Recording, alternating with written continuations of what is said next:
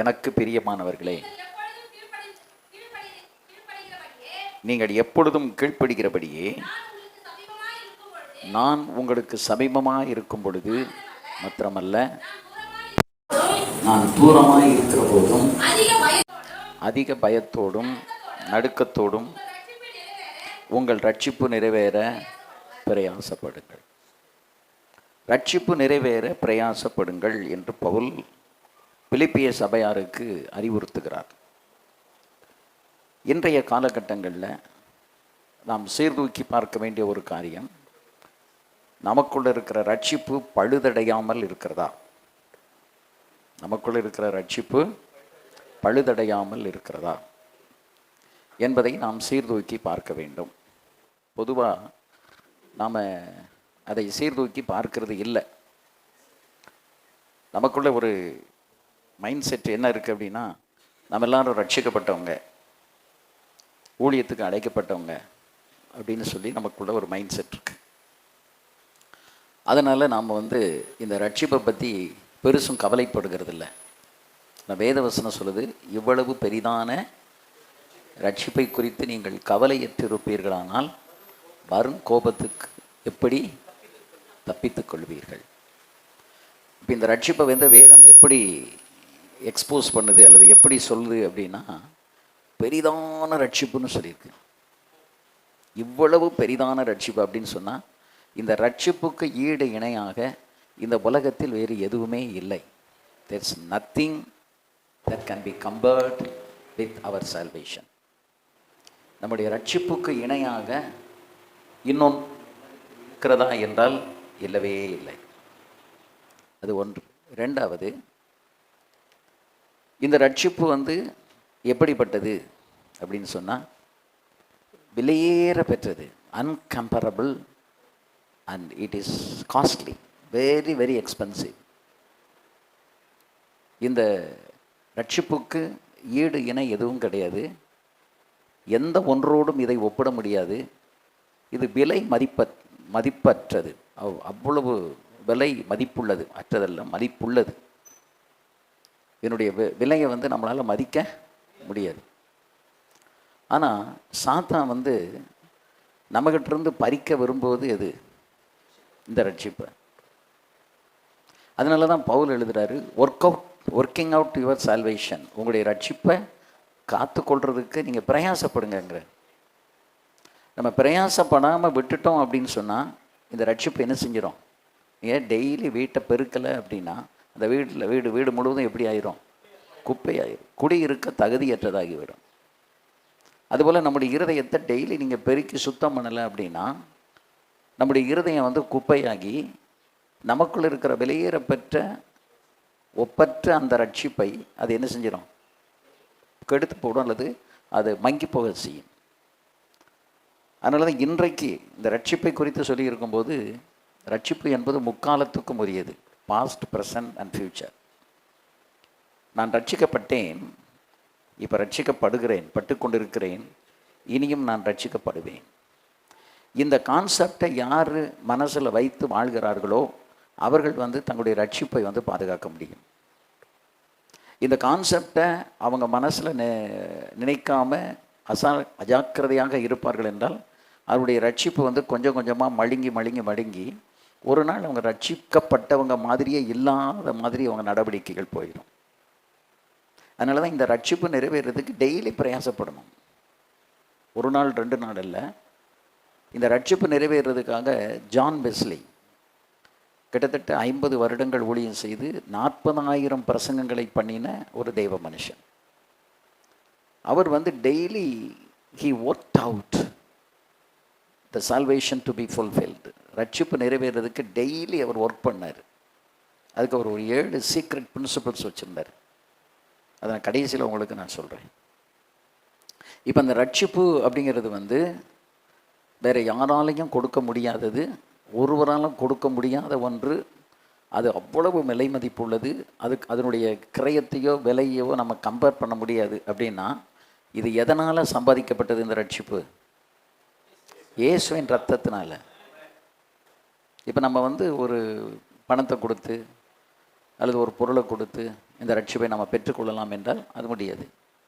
என்ன இதனுடைய கிரயம் எவ்வளவு? என்னது? The blood of Christ. கிறிஸ்துவுடைய ரத்தம்தான் அதற்கு கிரயமாக செலுத்தப்பட்டிருக்கிறது. அப்போ அந்த ரத்தம் இனி ஒரு முறை சிந்தப்படாது. அதனால தான் ஒரு முறை நம்ம ரட்சிக்கப்பட்டு பரம ஈவை ருசி பார்த்து அதுக்கப்புறம் அதை மறுதளித்து போனவன் திரும்பவும் என்ன செய்ய முடியாது? உயிர்ப்பிக்கப்படுவது கூடாத காரியம். ஏன்னா இன்னொரு முறை இயேசு இந்த உலகத்தில் சிலுவையில் அவர் ரத்தம் சிந்தி அவர் நமக்கு இன்னொரு ரட்சிப்பை கொடுக்க முடியாது.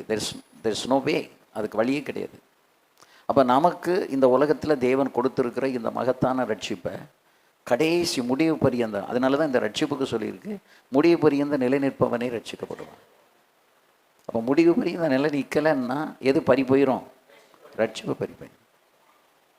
இந்த ரட்சிப்பை உங்கள்கிட்ட தட்டி தூக்குறதுக்கு, என்கிட்ட தட்டி தூக்குறதுக்கு பிசாசு ரொம்ப கங்கணம் கட்டி கச்சிக்கிற சிங்கம் போல் அவன் என்ன செய்வான்? நம்மளை சுற்றி சுற்றி வந்துக்கிட்டே இருப்பான். அதனால தான் நீங்கள் ஆரம்ப காலத்தில் நல்ல ரட்சிப்பில் மனசாட்சியோட தேவ பயத்தோட ஊழியத்தை துவக்கின ஊழியக்காரர்கள் காலங்கள் செல்ல செல்ல நிர்வாகங்கள் வரும்போது, கல்யாணம் முடிஞ்சு பிள்ளைகள் வரும்போது, கணவன் மனைவிக்குள்ள நிர்வாகம், வாக்குவாதம், தர்க்கம் இவைகள் எல்லாம் வரும்பொழுது கொஞ்சம் கொஞ்சமாக எது மங்கி போகும்? ரட்சிப்பு மங்கி போயிடும். அவங்களுடைய பிஹேவியரை பார்த்தா ரட்சிக்கப்பட்டவங்களுக்குரிய அடையாளமே இருக்குது. ஒரு காலகட்டத்தில் கேட்ப, இவங்கெல்லாம் ரட்சிக்கப்பட்டவங்களா இப்படி பேசுகிறாங்க, ரட்சிக்கப்பட்டவங்களாம் இப்படிலாம் நடந்துக்கிடுறாங்க. ஏன்னா அந்த அளவுக்கு அந்த ரட்சிப்பை அவங்க என்ன செஞ்சிட்டாங்க? இழந்துட்டாங்க, பறி கொடுத்துட்டாங்க. அதை பறித்தது யாரு? பிசாசு. ஏன்னா அவனுக்கு தெரியும் இந்த ரட்சிப்பை பறித்தால்தான் நம்ம நித்தியத்துக்கு போக முடியாது என்று அவனுக்கு தெரியும். அவனுடைய பயங்கரமான எதிர்ப்பை தாண்டித்தான் ஆண்டவர் நம்மை தெரிந்தெடுத்து ரட்சித்திருக்கிறார். அதனால தான் ஆண்டவர் நம்மளை வேலி அடைத்து பாதுகாக்கிறார். ஏன்னா நம்முடைய முயற்சியினால் நம்ம ரட்சிக்கப்படலை, நம்முடைய பிரயாசத்தினால் ரட்சிக்கப்படலை, இதுக்கு நம்ம எதுவும் கிரயம் செலுத்தி நம்ம ரட்சிக்கப்படலை. இந்த ரட்சிப்பு நமக்கு எப்படி கிடைத்தது? இலவசமாக கிடைத்தது, கிருபையினால் கிடைத்தது. இதை இலவசமாக கிடைத்ததுனால தான் இந்த ரட்சிப்பை நிறைய பேர் அசால்ட்டாக நினைக்கிறாங்க. இதுக்கு நம்ம ரொம்ப கஷ்டப்பட்டு இந்த ரட்சிப்பை நம்ம பெற்றிருந்தால் இந்த ரட்சிப்பை நம்ம விட மாட்டோம். ஆனால் ரட்சிப்பை எப்படி கொடுத்தாரு ஆண்டவர்? இலவசமாக கொடுத்தாரு. இதுக்கு நம்ம ஒன்றுமே செய்யலை. அப்போ இலவசமாக கிடைத்ததுனால அந்த இலவசமான ஒரு பொருளை பாதுகாக்க தெரியல. சுருக்கமாக சொன்னால், இலவசமாய் கொடுக்கப்பட்ட இந்த வெகுமதியான இந்த ரட்சிப்பை என்ன செய்ய முடியல? பாதுகாக்க முடியலை. அது பாதுகாக்க முடியாததுனால தான் பிசாசு எப்படி ஆதாம் ஏவாள்கிட்ட அந்த கனியை பறித்து புசிக்கும்படி அவன் மெதுவாக ஒரு கேள்வியை கேட்டு கொஞ்சம் கொஞ்சமாக அவங்கள அந்த இதுக்குள்ளே நடத்தி அதை பார்க்க வச்சு அதை பற்றி சிந்திக்க வச்சு கடைசியில் அவங்கள தோட்டத்தை விட்டு என்ன செஞ்சிட்டான்? வெளியே துரத்திட்டான். அதுபோல தான் இந்த ரட்சிப்பை விட்டு நம்மளை வெளியே துரத்துறதுக்கு பிசாசு அவ்வளோ கங்கணம் கட்டி காத்திருப்பான். அதனால் நாம் இந்த ரட்சிப்பை என்ன செய்யணும்? காத்துக்கொள்ளணும், பாதுகாக்கணும். ரட்சிப்பு இலவசம். ஆனால் பாதுகாக்கிறது யாருடைய கடமை? அது நம்முடைய கடமை. இலவசமாக அவன்கிட்ட கொடுத்துட்டேன், உன்னை ரட்சித்து விட்டேன், தெரிந்தெடுத்து விட்டேன், இப்போ இதை நீ பாதுகாத்து கொள்வது உன்னுடைய கடமை என்று ஆண்டவர் நம்மகிட்ட அதை ஒப்படைத்து விட்டார்.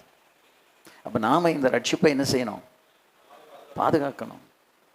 வேலி அடைத்து பாதுகாப்பது போல் ரட்சிப்பை நம்ம பாதுகாக்கணும். இப்போ இந்த கூட்டம் எதுக்கு நடத்துகிறோம் அப்படின்னு சொன்னால், சும்மா எதுக்கோ ஒரு காரணத்துக்காக அல்ல.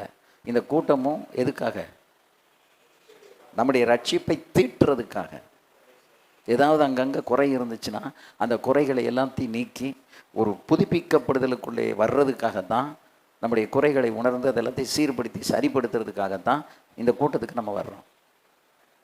ஆமென். ஜனங்கள் ஒவ்வொரு வாரமும் ஆராதனைக்கு எதுக்காக வர்றாங்க? அது அவங்களுக்கே தெரியாது. எதுக்கு ஆராதனைக்கு வர்றோங்கிறது யாருக்கு தெரியாது? அவங்களுக்கே தெரியாது. ஆனால் ஆராதனைக்கு ஏன் வரணும்? சபை கூடி வருதலை விட்டு விடாதிருங்கள் ஏன் சொல்லியிருக்கு? இந்த சபை கூடி வருதல், அந்யோன்யம் ஐக்கியங்கிறது அப்போஸ்தல உபதேசத்தில் ஒன்று. அப்போ அது எவ்வளவு முக்கியம். ஏனென்றால் அது பராமரிக்கப்பட்டால் தான் உங்கள் ரட்சிப்பை நீங்கள் காத்துக்கொள்ள முடியும். இல்லைன்னா ரட்சிப்பை காத்துக்கொள்ள முடியாது. எதுக்கோ நம்ம ஐக்கியப்படலை, அல்லது நேரம் போகாமல் போயிட்டு ஏதோ ஒரு நேரம் சாப்பிட்டு வர்றதுக்கு அல்லவே அல்ல. இங்கே வந்தால் இந்த ரட்சிப்பு இன்னும் நம்முடைய பாத்திரத்தை துலக்கணும். அல்லேலூயா. அதை நல்லா துலக்கி அதில் இருக்கிற களிம்பு அழுக்குகள் எல்லாம் நீக்கி அதை அப்படியே பிரகாசிக்கணும். ரட்சிப்பின் பாத்திரத்தை நான் எடுத்துக்கொண்டு உம்மை தொழுது கொள்ளுவேன். அப்போ ரட்சிப்பின் பாத்திரம் வந்து அழுக்காகக்கூடாது. அதை நாம் விளக்கணும், நல்ல வசனத்தினால் விளக்கணும். அந்த வசனத்தை கொண்டு அதை விளக்கி அதை பளபளன்னு வச்சு அந்த அப்படி இருந்தால் தான்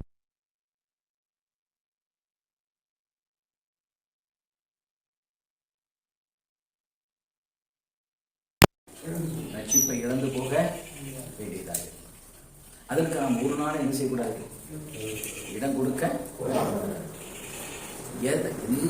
அதாவது எவ்வளவு கிரையும் சரியானாலும் என் ரட்சிப்புக்கு ஒரு பங்கம் வருது அப்படின்னா அது நான் இடம் கொடுக்க மாட்டேன் அப்படிங்கிற வைராக்கியம் இருக்கணும் நமக்கு.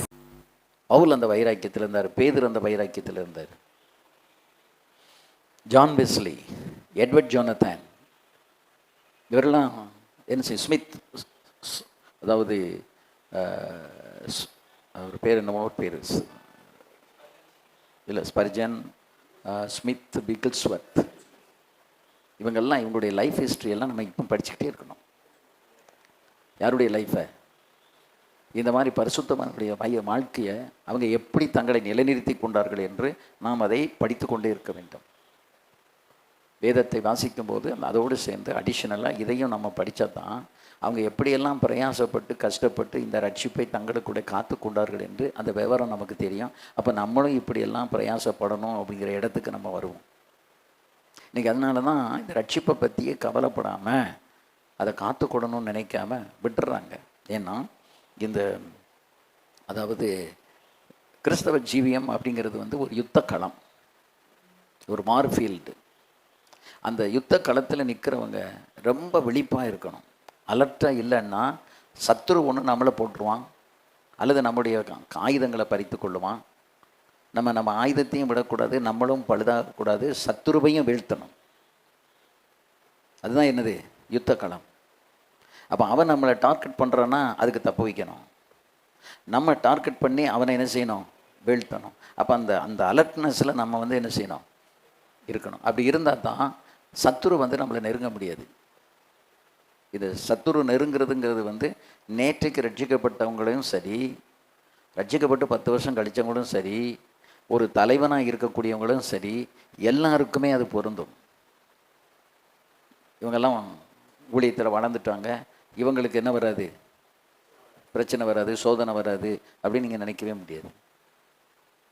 எல்லோரும் நான் உங்களுக்கு போதிக்கிறேன்னா நான் என் ரட்சிப்பை பாதுகாக்கிறதுக்கு நான் டெய்லி ஒர்க் பண்ணணும், பிரயாசப்படணும். அது சும்மா அதாவது ஒர்க் பண்ணுறது அப்படிங்கிறது வேறு, பிரயாசமே இல்லாமல் ஒர்க் பண்ணலாம். ஆனால் ரட்சிப்புக்கு காக்கப்படுறதுக்கு என்ன செய்யணுமா, பிரயாசப்படணும். Take effort to keep your salvation. ரட்சிப்பை பாதுகாக்கிறதுக்கு நம்ம அதிகமான முயற்சி எடுத்து பிரயாசப்படணும். அந்த பிரயாசப்பட்டால் தான் எதை காக்க முடியும், ரட்சிப்பை காக்க முடியும். அப்போ யுத்தகலத்திலே இருக்கிற ஒரு நபர் எப்படி சத்துரு கையில் வந்து ஒப்புக்கூடாமலும் அல்லது சத்துரு நம்மளை வீழ்த்தாமலும் நாம் சத்துருவை வீழ்த்துறதுக்கும். இப்போ நேற்றுக்கு முந்தா நாளில் ஒரு ஈரானில் ஒரு பெரிய மலைக்குள்ளே வச்சுருந்த ட்ரோன் ஃபேக்ட்ரி, மிசைல் ஃபேக்ட்ரி ஒரு பக்கம் வச்சுருக்காங்க, அந்த ட்ரோன் ஃபேக்ட்ரி தனியாக வச்சுருக்காங்க. கிட்டத்தட்ட 500 ட்ரோன் பண்ணுற மாதிரி எல்லாம் ரெடி பண்ணி வச்சுருக்காங்க. ஒரு மலை, அந்த மலையை குடைந்து அதில் காங்க்ரீட்டினுடைய ரீஃபோர்ட்ஸை உள்ளே வச்சு இரும்பு கதவு போட்டு எப்பவும் காவலாளிகள் காத்து கொண்டு இருக்கும்படி உள்ளே உட்காந்து ஒர்க் பண்ணிக்கிட்டு இருக்கிறாங்க. அமெரிக்கன் ஃபோர்ஸ் அங்கே கரெக்டாக அதை லொக்கேட் பண்ணி அந்த இடத்துக்கு போய் 2 குரூப்பாக பிரிஞ்சு நார்த்து கேட்டு சவுத்து கேட்டு அந்த 2 கேட்லையும் நின்று அதை அடித்து உடைச்சி உள்ளே போய் எல்லாத்தையுமே உடைச்சிட்டாங்க. பகஞ்சனுடைய ஆயுதங்களை உடைப்பது. நான் கூட அந்த காட்சியை பார்த்து கொண்டு இருக்கும்போது இவ்வளோத்தையும் அப்படியே கான்ஃபிஸ்கேட் பண்ணி இவங்க அதை யூஸ் பண்ணியிருக்கலாமே, ஆனால் அவங்க என்ன செஞ்சாங்க, அதை அழிச்சிட்டாங்க. நிறைய உள்ள ட்ரோன் செஞ்சு வச்சுருக்குறாங்க, ஒவ்வொருத்தரும் ஒவ்வொரு ஒர்க் பண்ணிக்கிட்டு இருக்காங்க. அவங்க போய் முதல்ல கிட்டத்தட்ட 50 ட்ரோனோ என்னமோ பறக்க விட்டுருக்காங்க எதிரி நாடுகளுக்குள்ளே. அதனுடைய ஆப்ரேஷன் எங்கே இருக்குது, கம்ப்யூட்டரில் இருக்குது. முதல்ல அதை தான் கட் பண்ணாங்க. உள்ளே இருக்கிறத பிடிக்கிறத விட முதல்ல எதை பாதுகாக்கணும்? வெளியில் சுற்றிக்கிட்டு இருக்குல்ல, அதை செயலிழக்க வைக்கணும். அதுதான் அந்த வார் ஸ்ட்ராட்டஜிம்பாங்க. யுத்தத்தினுடைய யுக்தி வந்தது தான். அதுபோல் தான் கிறிஸ்தவ ஜீவியத்தில் நாம் நம்முடைய இந்த கிறிஸ்தவ ஜீவியத்தை ரொம்ப அருமையாக பாதுகாக்கணும். அதை பாதுகாக்கலை அப்படின்னு சொன்னால் அது மங்கி போகும். இன்னும் சொல்லப்போனால் இந்த கிறிஸ்தவ ஜீவியமே வந்து என்ன ஆயிரும்? பயனற்று போயிடும், மங்கி போயிடும், இழந்து போவோம். ரட்சிப்பை நம்ம இழந்து விடுவோம். இன்றைக்கி அநேகர் நீங்கள் சிலருடைய வாழ்க்கை வரலாறுகள்லாம் பார்த்தீங்கன்னு சொன்னால் ஒரு காலத்தில் ரட்சிக்கப்பட்டிருந்தார்கள். ஆனால் காலங்கள் செல்ல செல்ல இன்றைக்கு அவர்களுக்குள்ள என்ன இல்லை? ரட்சிப்பு இல்லை.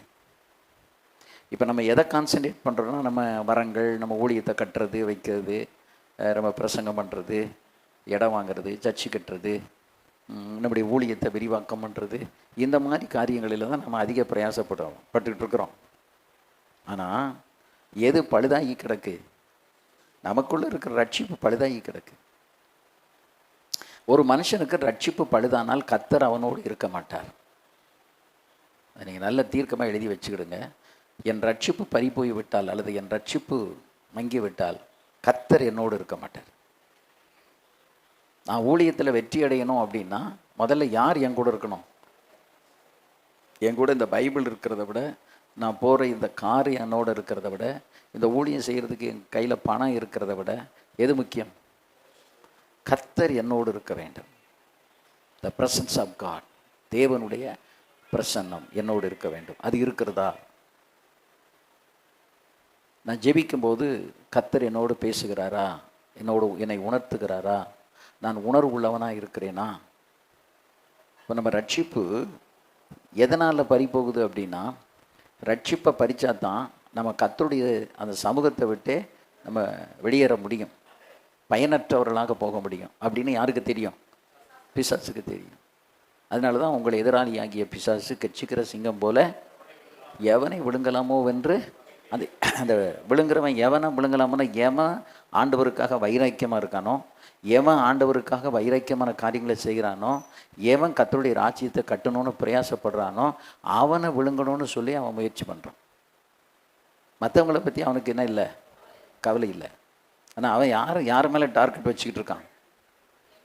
ஆண்டவருக்காக யார் வைராக்கியமாக ஜீவிக்கிறாங்க. அதான் அந்த வைராக்கியமாக ஜீவிக்கிறவங்களுக்கும் உண்மையாக ஜீவிக்கிறவங்களுக்கும் என்ன உண்டு? சோதனை நிறைய உண்டு. ஏன் அந்த சோதனை? இல்லை, நம்ம விசுவாசத்தை காத்துக்கொள்ளணும், உண்மையாக இருக்கணும், நேர்மையாக இருக்கணும், அந்த தேவனுடைய குணாதிசயங்கள் நம்ம வளரணும் அப்படின்னு பிரயாசப்படும் போது பிசாசு அதுக்கு இடம் கொடுக்க மாட்டான், விட மாட்டான். நம்மை வீழ்த்துவதற்கு அவன் பிரயாசப்படுவான். அது கொஞ்சம் போராடி பார்த்துட்டு என்னத்தை போட்டு இதில் இப்போ என்ன ஒரு பொய் சொன்னா என்ன, ஜெபம் பண்ணாட்டி என்ன, அப்படி கொஞ்சம் கொஞ்சமாக எல்லாம் என்ன ஆயிரும்? லூஸ் ஆயிரும். அப்படி லூஸ் ஆகும்போது நம்முடைய தனிப்பட்ட வாழ்க்கையில் தேவனோடு நேரத்தை செலவு பண்ணலை அப்படின்னா வெளியரங்கமான நம்முடைய வாழ்க்கையில் இருக்கிற இந்த ஊழியத்தில் நம்ம வெற்றி காண முடியாது. ஊழியத்தில் வெளியில் வெற்றி கண்டவர்கள் எல்லாருமே சீக்ரெட்டில் தனியாக தேவ சமூகத்தில் மணிக்கணக்காக உட்காந்து தியானம் பண்ணவங்க தான் வெளியில் வந்து வெற்றி அடைந்திருக்கிறார்கள். அந்தரங்கத்தில் பார்க்குற பிதா உங்களுக்கு வெளியரங்கமாக பலனளிப்பார். அப்போ அந்தரங்கத்தில் ஆண்டவர் வேறு ஒன்றும் நம்ம சொல்ல வேண்டாம். அவர் பாதத்தில் உட்காந்து ஸ்தோத்திரம் பண்ணிக்கிட்டு இருந்தாலே போதும். யார் பாதத்தில்? ஆண்டவருடைய பாதத்தில் உட்காந்து மணிக்கணக்காக உட்காந்து ஸ்தோத்திரம் பண்ணிக்கிட்டே இருந்தால் போதும். அந்த ஸ்தோத்திரத்தினால என்ன பெருகும்? அவரோடு நெருங்குவதற்குரிய கிருபை பெருகும். நீங்கள் ஒரு மணி நேரம் உட்காந்து நல்ல ஸ்தோத்திரம் வேறு ஒன்றுமே, ஒரு விண்ணப்பம் சொல்ல வேண்டாம், ஒன்றும் செய்ய வேண்டாம். நீங்கள் ஸ்தோத்திரம் மட்டும் பண்ணிக்கிட்டே இருந்தால் அந்த 1 மணி நேரம் கழித்து உங்களுடைய இருதயம் எவ்வளவு கழிகூறும் என்று நீங்கள் பாருங்கள். 1 மணி நேரம் கழித்து ஸ்தோத்திரம் பண்ணதுக்கு பிறகு உங்கள் இருதயம் என்ன செய்யும்? பயங்கரமாக கழிகூறும். ஏன்னா நம்ம எங்கே உட்காந்துருந்தோம்? தேவ சமூகத்தில். அந்த தேவ சமூகத்தில் உட்காந்து ஸ்தோத்திரம் பண்ண நம்ம வாழ்க்கையில் வந்து கிருபை வந்து அப்படி பெருகிக்கிட்டே இருக்கும். அல்லேலூயா. உள்ளத்தில் ஒரு பெரிய மகிழ்ச்சி எங்கும் கிடைக்கும். அந்த மகிழ்ச்சி இருந்ததுனால தான் பட்டினியிலையும் பசியிலையும் கஷ்டத்துலையும் அந்த காலத்தில் இருந்த ஊழியக்காரங்க சந்தோஷமாக ஓடி இருக்காங்க. இன்றைக்கி நமக்கு எல்லாம் இருந்தாலும் இன்னும் ஒன்று இல்லைன்னு கவலைப்படுறோம். ஏன்னா நமக்கு எதை பற்றி கவலை இல்லை? ரட்சிப்பை பற்றி கவலை இல்லை. நமக்கு உலக பிரகாரமான பொருள் இல்லை, கட்டடம் இல்லை, வீடு இல்லை, இதுதான் நமக்கு இன்றைக்கி பெரிய கவலையாக இருக்குது. நமக்கு நல்லாவே தெரியும் இதெல்லாம் விட்டுட்டு ஒரு நாள் நம்ம போக போகிறோம். அப்போ நம்ம அங்கே போகும்போது எதுதான் முக்கியம்? நம்ம ரட்சிப்பு இருந்தால் தான் போக முடியும், வருகையில் போக முடியும், இல்லைன்னா கைவிடப்படுவோம். அப்போ இந்த உலகத்தை நம்ம என்ன சேர்த்து வச்சாலும் அது நமக்கு பிரயோஜனம் இல்லை. அதனால தான் அந்த காலத்தில் இருந்த அப்போஸ்தலர்களும் அதற்கு பின் வந்த திருச்சபை தந்தையர்களும் சர்ச் ஃபாதர்ஸ் அவங்களும் எதை பற்றி கவலைப்படலை? உலக பிரகாரமான எந்த ஒன்றை பற்றி அவங்க கவலைப்படலை. அவங்க மெயின் எய்ம், அப்போஸ்தலனாகிய பவுல் ஊழியத்துக்கு அழைக்கப்பட்ட உடனே 8 மில்லியன் சொத்துக்களை அப்படி தூக்கி எரிஞ்சிட்டு அவர் பாட்டு போயிட்டார். அது அவர் சொல்கிறாரு, இதை நான் குப்பையாக எண்ணுகிறேன், இதை நஷ்டம் என்று எண்ணுகிறேன். இந்த ரட்சிப்புக்கு முன்னால் இதெல்லாம் என்னது? குப்பை, நஷ்டம். குப்பையை போய் நம்ம வீட்டுக்குள்ளே கூட்டி போமா, அதை தூக்கி எரிஞ்சிட்டு போயிட்டார். நம்ம ஊழியத்தில் இதெல்லாம் நமக்கு தேவைன்னு கூட அவர் யோசிக்கலை. அந்த அளவுக்கு கர்த்தர் என்ன செய்வார்? கர்த்தர் அவர் நேசித்து தன் ரட்சிப்பு நிறைவேற பிரயாசப்பட்டு எல்லாத்தையும் தூக்கி எரிஞ்சிட்டு அவர் வாட்டுக்கு ஊழியத்துக்கு போயிட்டார். அதுக்கு பின்னால் வந்தவங்கெல்லாம் அந்த மாதிரி தான் இருந்தாங்க. இப்போ இந்த 21ஆம் நூற்றாண்டில் இருக்கிற ஊழியர்களாகி நீங்களும் நானும் தான் இதில் தடுமாறிக்கிட்டு உட்காந்துட்டு இருக்கோம். நமக்கு விசுவாசம் கொஞ்சம் கொஞ்சமாக குறைஞ்சி போச்சு, பக்தி குறைஞ்சி போச்சு, பரவசம் குறைஞ்சி போச்சு. ஒரு சின்ன காரியம்னாலும் நம்மளால் சகிக்க முடியலை. இதுக்கு எல்லாத்துக்கும் காரணம் என்னென்னா, அந்த ரட்சிப்பு என்ன செஞ்சுட்டு பறிவைத்து நம்ம இன்னும் இப்போவும் ரட்சிக்குள்ளே ஃப்ரெஷ்ஷாக இருக்கோங்கிறதுக்கு அடையாளம் என்னது? இப்போவும் நான் ரட்சிக்கப்பட்ட மாதிரியே நான் இருக்கிறேன் அப்படிங்கிறதுக்கு அடையாளம் என்னது?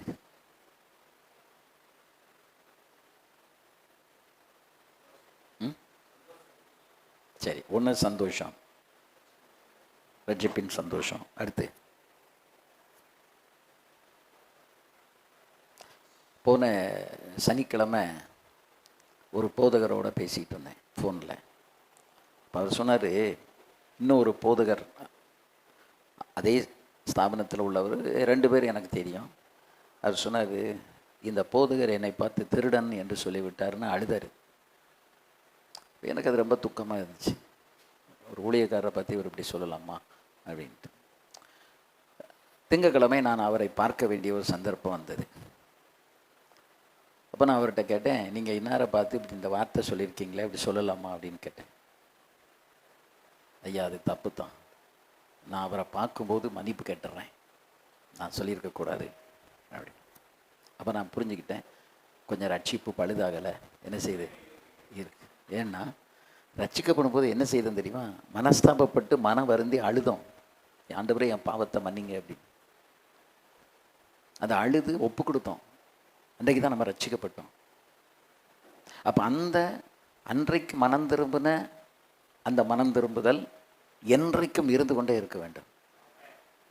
இப்போ வீட்டிலையே கணவன் மனைவியை திட்டாங்க, அல்லது மனைவி கணவனை ஏதோ கோவப்பட்டு பேசிட்டாங்க, உங்கள் ரட்சிப்பு பறிபோகாமல் இருந்தால் உடனே என்ன செய்யுமா? 2 பேரும் ஒருத்தருக்கு ஒருத்தர் உடனே இம்மிடியேட்டாக சமாதானம் ஆகும்.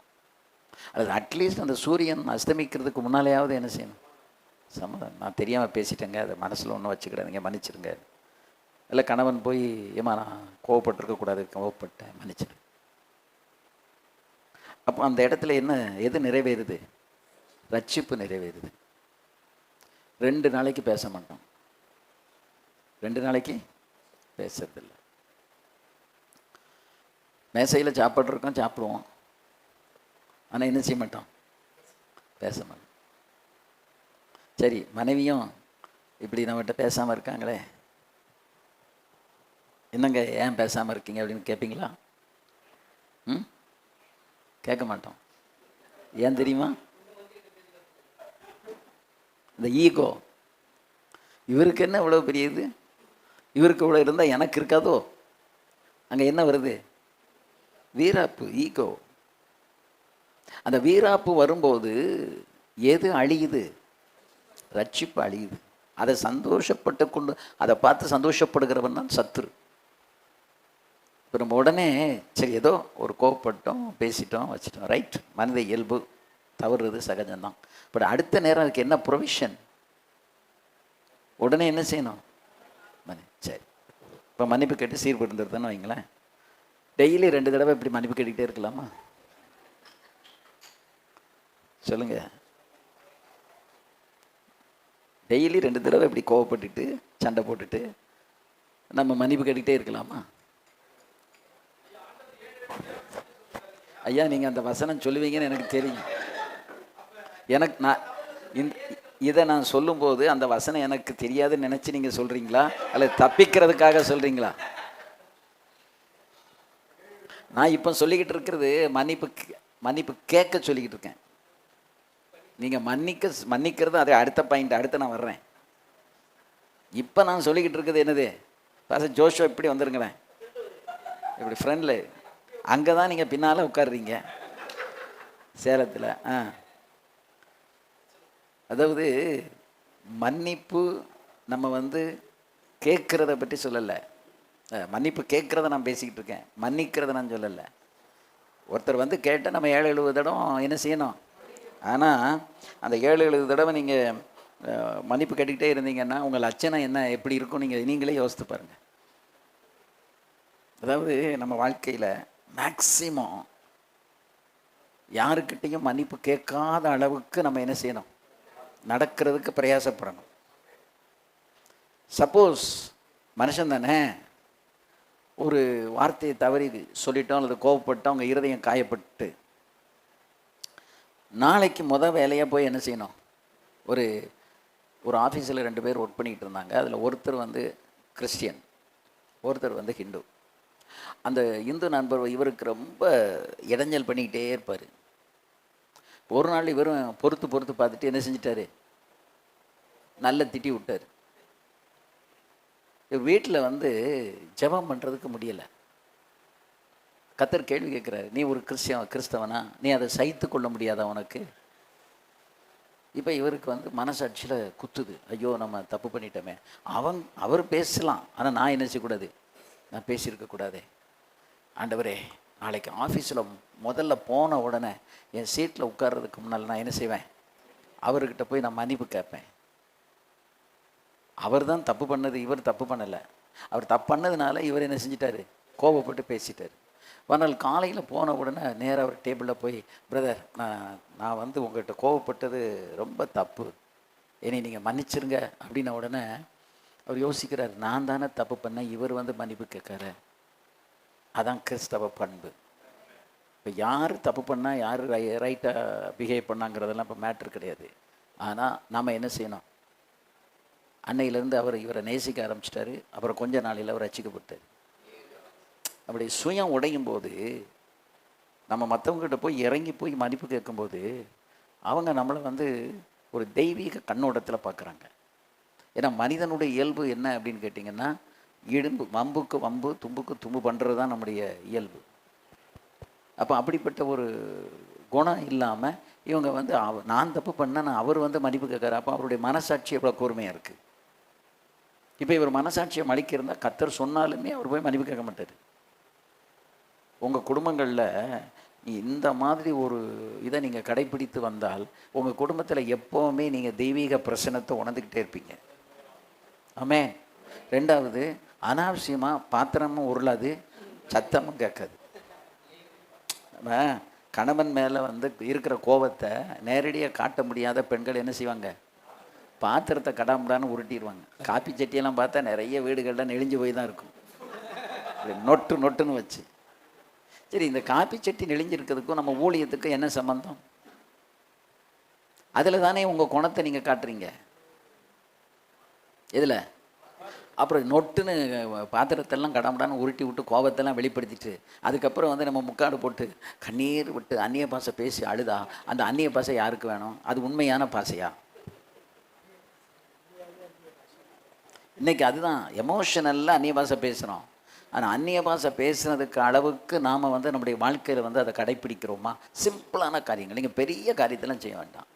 சகித்து கொள்வதும், மன்னிப்பதும், மன்னிப்பு கேட்பதும், பொறுத்து கொள்வதும், தீமை செய்தவர்களுக்கு நன்மை செய்வதும், இதெல்லாம் அன்றாட வாழ்க்கையில் நம்ம செய்ய வேண்டிய சில காரியங்கள். இப்போ நம்ம பெரிய தியரியெல்லாம் படிக்க வேண்டிய அவசியம் இல்லை. இப்படிப்பட்ட சின்ன சின்ன காரியங்களை நாம் நம்முடைய வாழ்க்கையில் வந்து கடைப்பிடிக்கலை அப்படின்னு சொன்னால் அல்டிமேட்டாக இறுதியாக யார் நம்மளை விட்டு போயிடுவா? ஆவியானவர் போயிடுவார். நீங்கள் என்ன அழகாக சேலை கட்டினாலும் சரி, நீங்கள் எவ்வளவு ட்ரெஸ் பண்ணாலும் சரி, ஆண்டவர் அதை மதிக்கவே மாட்டார். வெளித்தோற்றத்தை அவர் விரும்புகிறவர் அல்ல. அவர் பார்க்குறது எங்கே பார்க்குறாரு? இருதயத்தை பார்க்குறார். இந்த இருதயம் எப்படிப்பட்டதாக இருக்கிறது என்று அதைத்தான் அவர் பார்க்கிறார். ஆமென். ஆமென். ஐயா ஒரு கேள்வி. கேளுங்க. இப்போ மன்னிப்பு வந்து ரொம்ப முக்கியமான விஷயங்க. கண்டிப்பாக மன்னிக்கணும் கிறிஸ்தவங்க. ஒரே தவறு திரும்ப திரும்ப செஞ்சுக்கிட்டு அதுக்கே திரும்ப திரும்ப வந்து மன்னிப்பு கேட்டு அந்த தவறிலிருந்து அவங்க சற்று கூட மாறாம இருக்கிறாங்கன்னும் போது நம்ம மன்னிச்சிடுறோம். ஆனா அவங்க அதை குணப்படாமலே கடைசி வரலும் அப்படியே போயிடுறாங்க இல்லையா? அது ரொம்ப வருத்தமா இருக்கு. அதாவது அது அது கரெக்டு. ஏன்னா நான் அதுக்கு தான் முதல்ல சொன்னேன், எத்தனை தடவை தம்பி பாரதி நீ அமைதியா இருந்தனா உன் பேரை சொல்ல மாட்டேன், இல்லைன்னா உன் பேரை சொல்லுவேன். ஐயா எத்தனை முறை ரயில்வே ஸ்டேஷன் வாடானாலும் கரெக்டாக வரமாட்டேன்றாங்கய்யா. நைட்டு என் குழந்தை குட்டிகளோட வந்து அவ்வளோ லக்கேஜை தூக்கிட்டு இருக்கிற சுவிட்ச் ஆஃப் பண்ணிட்டு தூங்கிட்டாங்கய்யா. இப்போ காலையில் மன்னிப்பு காலை இது ஒரு முறைன்னா பரவாயில்லைங்க. இல்லை காலையிலே நான் கேள்விப்பட்டேன். அது நல்லது. ஃப்ளைட் மோடு நீ சிரிக்கவே கூடாது. It is a grave mistake. ஏன்னா ஃப்ளைட் மோடில் போட்டுட்டு ஒரு பொறுப்புள்ளவன் தூங்க மாட்டான். ஃப்ளைட் மோடில் போட்டவொன்னே ஃப்ளைட்டில் அனுப்புனாலும் போய் சேர மாட்டான். அதாவது நான் எப்படி பழகியிருக்கேன்னா, என்னுடைய சின்ன வயசுலேருந்தே ஒரு 22 வயசுலேருந்தே பிஏ படிக்கும் போதில் இருந்தே பரிசுத்தவான்களுக்கு பேக் தூக்கி வெளிநாட்டுக்காரங்களுக்கு பணிவிடை செய்து அப்படி நான் பழகினேன். ஒருத்தர் வந்து இப்போ ஸ்டேஷனில் வர்றாரு அப்படின்னு சொன்னால் நான் இப்போவும் சொல்லுவேன், நீ டிக்கெட் எடுத்துகிட்டு அந்த கோச் வாசலில் போய் நிற்கணும். வண்டி நின்ன உடனே உள்ளே பாஞ்சு உள்ளே போகணும். அது 2 நிமிஷம் தான் நிற்கும். உள்ளே போய் அந்த சீட்டில் போய் அவங்கக்கிட்ட பேக்கை வாங்கிக்கிட்டு வேகமாக ஓடி அவங்க மெதுவாக இறங்கட்டும். அதை நீ எப்படி செய்யணும்? குயிக்காக. ஏன்னா ஒரு மனுஷனுடைய உயர்வு வந்து எதில் இருக்குது அப்படின்னா பணிவிடையில் தான் இருக்குது. ஏன்னா நான் வந்து படிப்பினால் உயர்ந்ததை விட பணிவிடையினால தான் நான் உயர்ந்திருக்கிறேன். நான் ரொம்ப படிச்சிருக்கேன், ஆனால் எனக்கு படிப்பெல்லாம் ஒரு பெரிய பொருட்டாகவே தெரியல. அதே மாதிரி நான் அப்படி தான் போய் நின்று ரிசீவ் பண்ணுவேன். சப்போஸ் ஏர்போர்ட்டில் போய் ரிசீவ் பண்ணேன். ஏன்னா அப்போ அடிக்கடி எங்களுக்கு ஃபாரினர்ஸ் வந்துகிட்டே இருப்பாங்க, மிஷினரிஸ் வருவாங்க. எங்கள் இடத்துலேருந்து கிட்டத்தட்ட ரன்னிங் 3 hours ஆகும் ஏர்போர்ட் போகிறதுக்கு, ட்ரிவாண்ட்ரம் போகிறதுக்கு. நான் எப்படி கணக்கு பண்ணுவேன்னா, இடையில ஒரு வேளை டயர் பஞ்சர் ஆனால் அதை சரிப்படுத்துறதுக்கு ஒரு 3/4 மணி நேரம் 1 hour ஆகும். டிராஃபிக் ஆகிடுச்சுன்னா அதுக்கு கொஞ்சம் டைம் ஆகிடும். அப்போ நம்ம வந்து ஒரு 3 hours ரன்னிங் டைம் அப்படின்னா எக்ஸ்ட்ரா எத்தனை மணி நேரம் எடுக்கணும்? ஒரு 2 மணி நேரம். அப்போ 5 மணி நேரம், 5.5 மணி நேரம். அங்கே போய் 1/2 மணி நேரம் 1 மணி நேரம் நம்ம காத்திருக்கலாம். ஆனால் வெளிநாட்டிலேருந்து வர்றவங்க அப்படி வரும்போதே அந்த அரைவலுக்கு முன்னால் நம்ம நின்று நம்ம கையை காட்டணும். அவங்க வந்து நம்மளை ரிசீவ் பண்ண வர்றவங்க இல்லையே அப்படின்னு என்ன செய்யக்கூடாது? திகைத்து விடக்கூடாது. நான் ஒரு முறை மலேசியாவுக்கு போயிருக்கும்போது என்னுடைய கிளாஸ்மேட்டு தான் நீ ரிசீவ் பண்ண வரணும். நான் வந்து இறங்கிட்டேன். வெளியே வந்து பார்த்தேன், அவர் இல்லை. அவரும் இல்லை, காரும் இல்லை. என் கையில் மலேசியா நாணயமும் இல்லை. எனக்கு இப்போ ஃபோனும் பண்ண முடியாது. என்கிட்ட ஃபோன் இருக்குது, ஆனால் அந்த சிம்மு கிடையாது.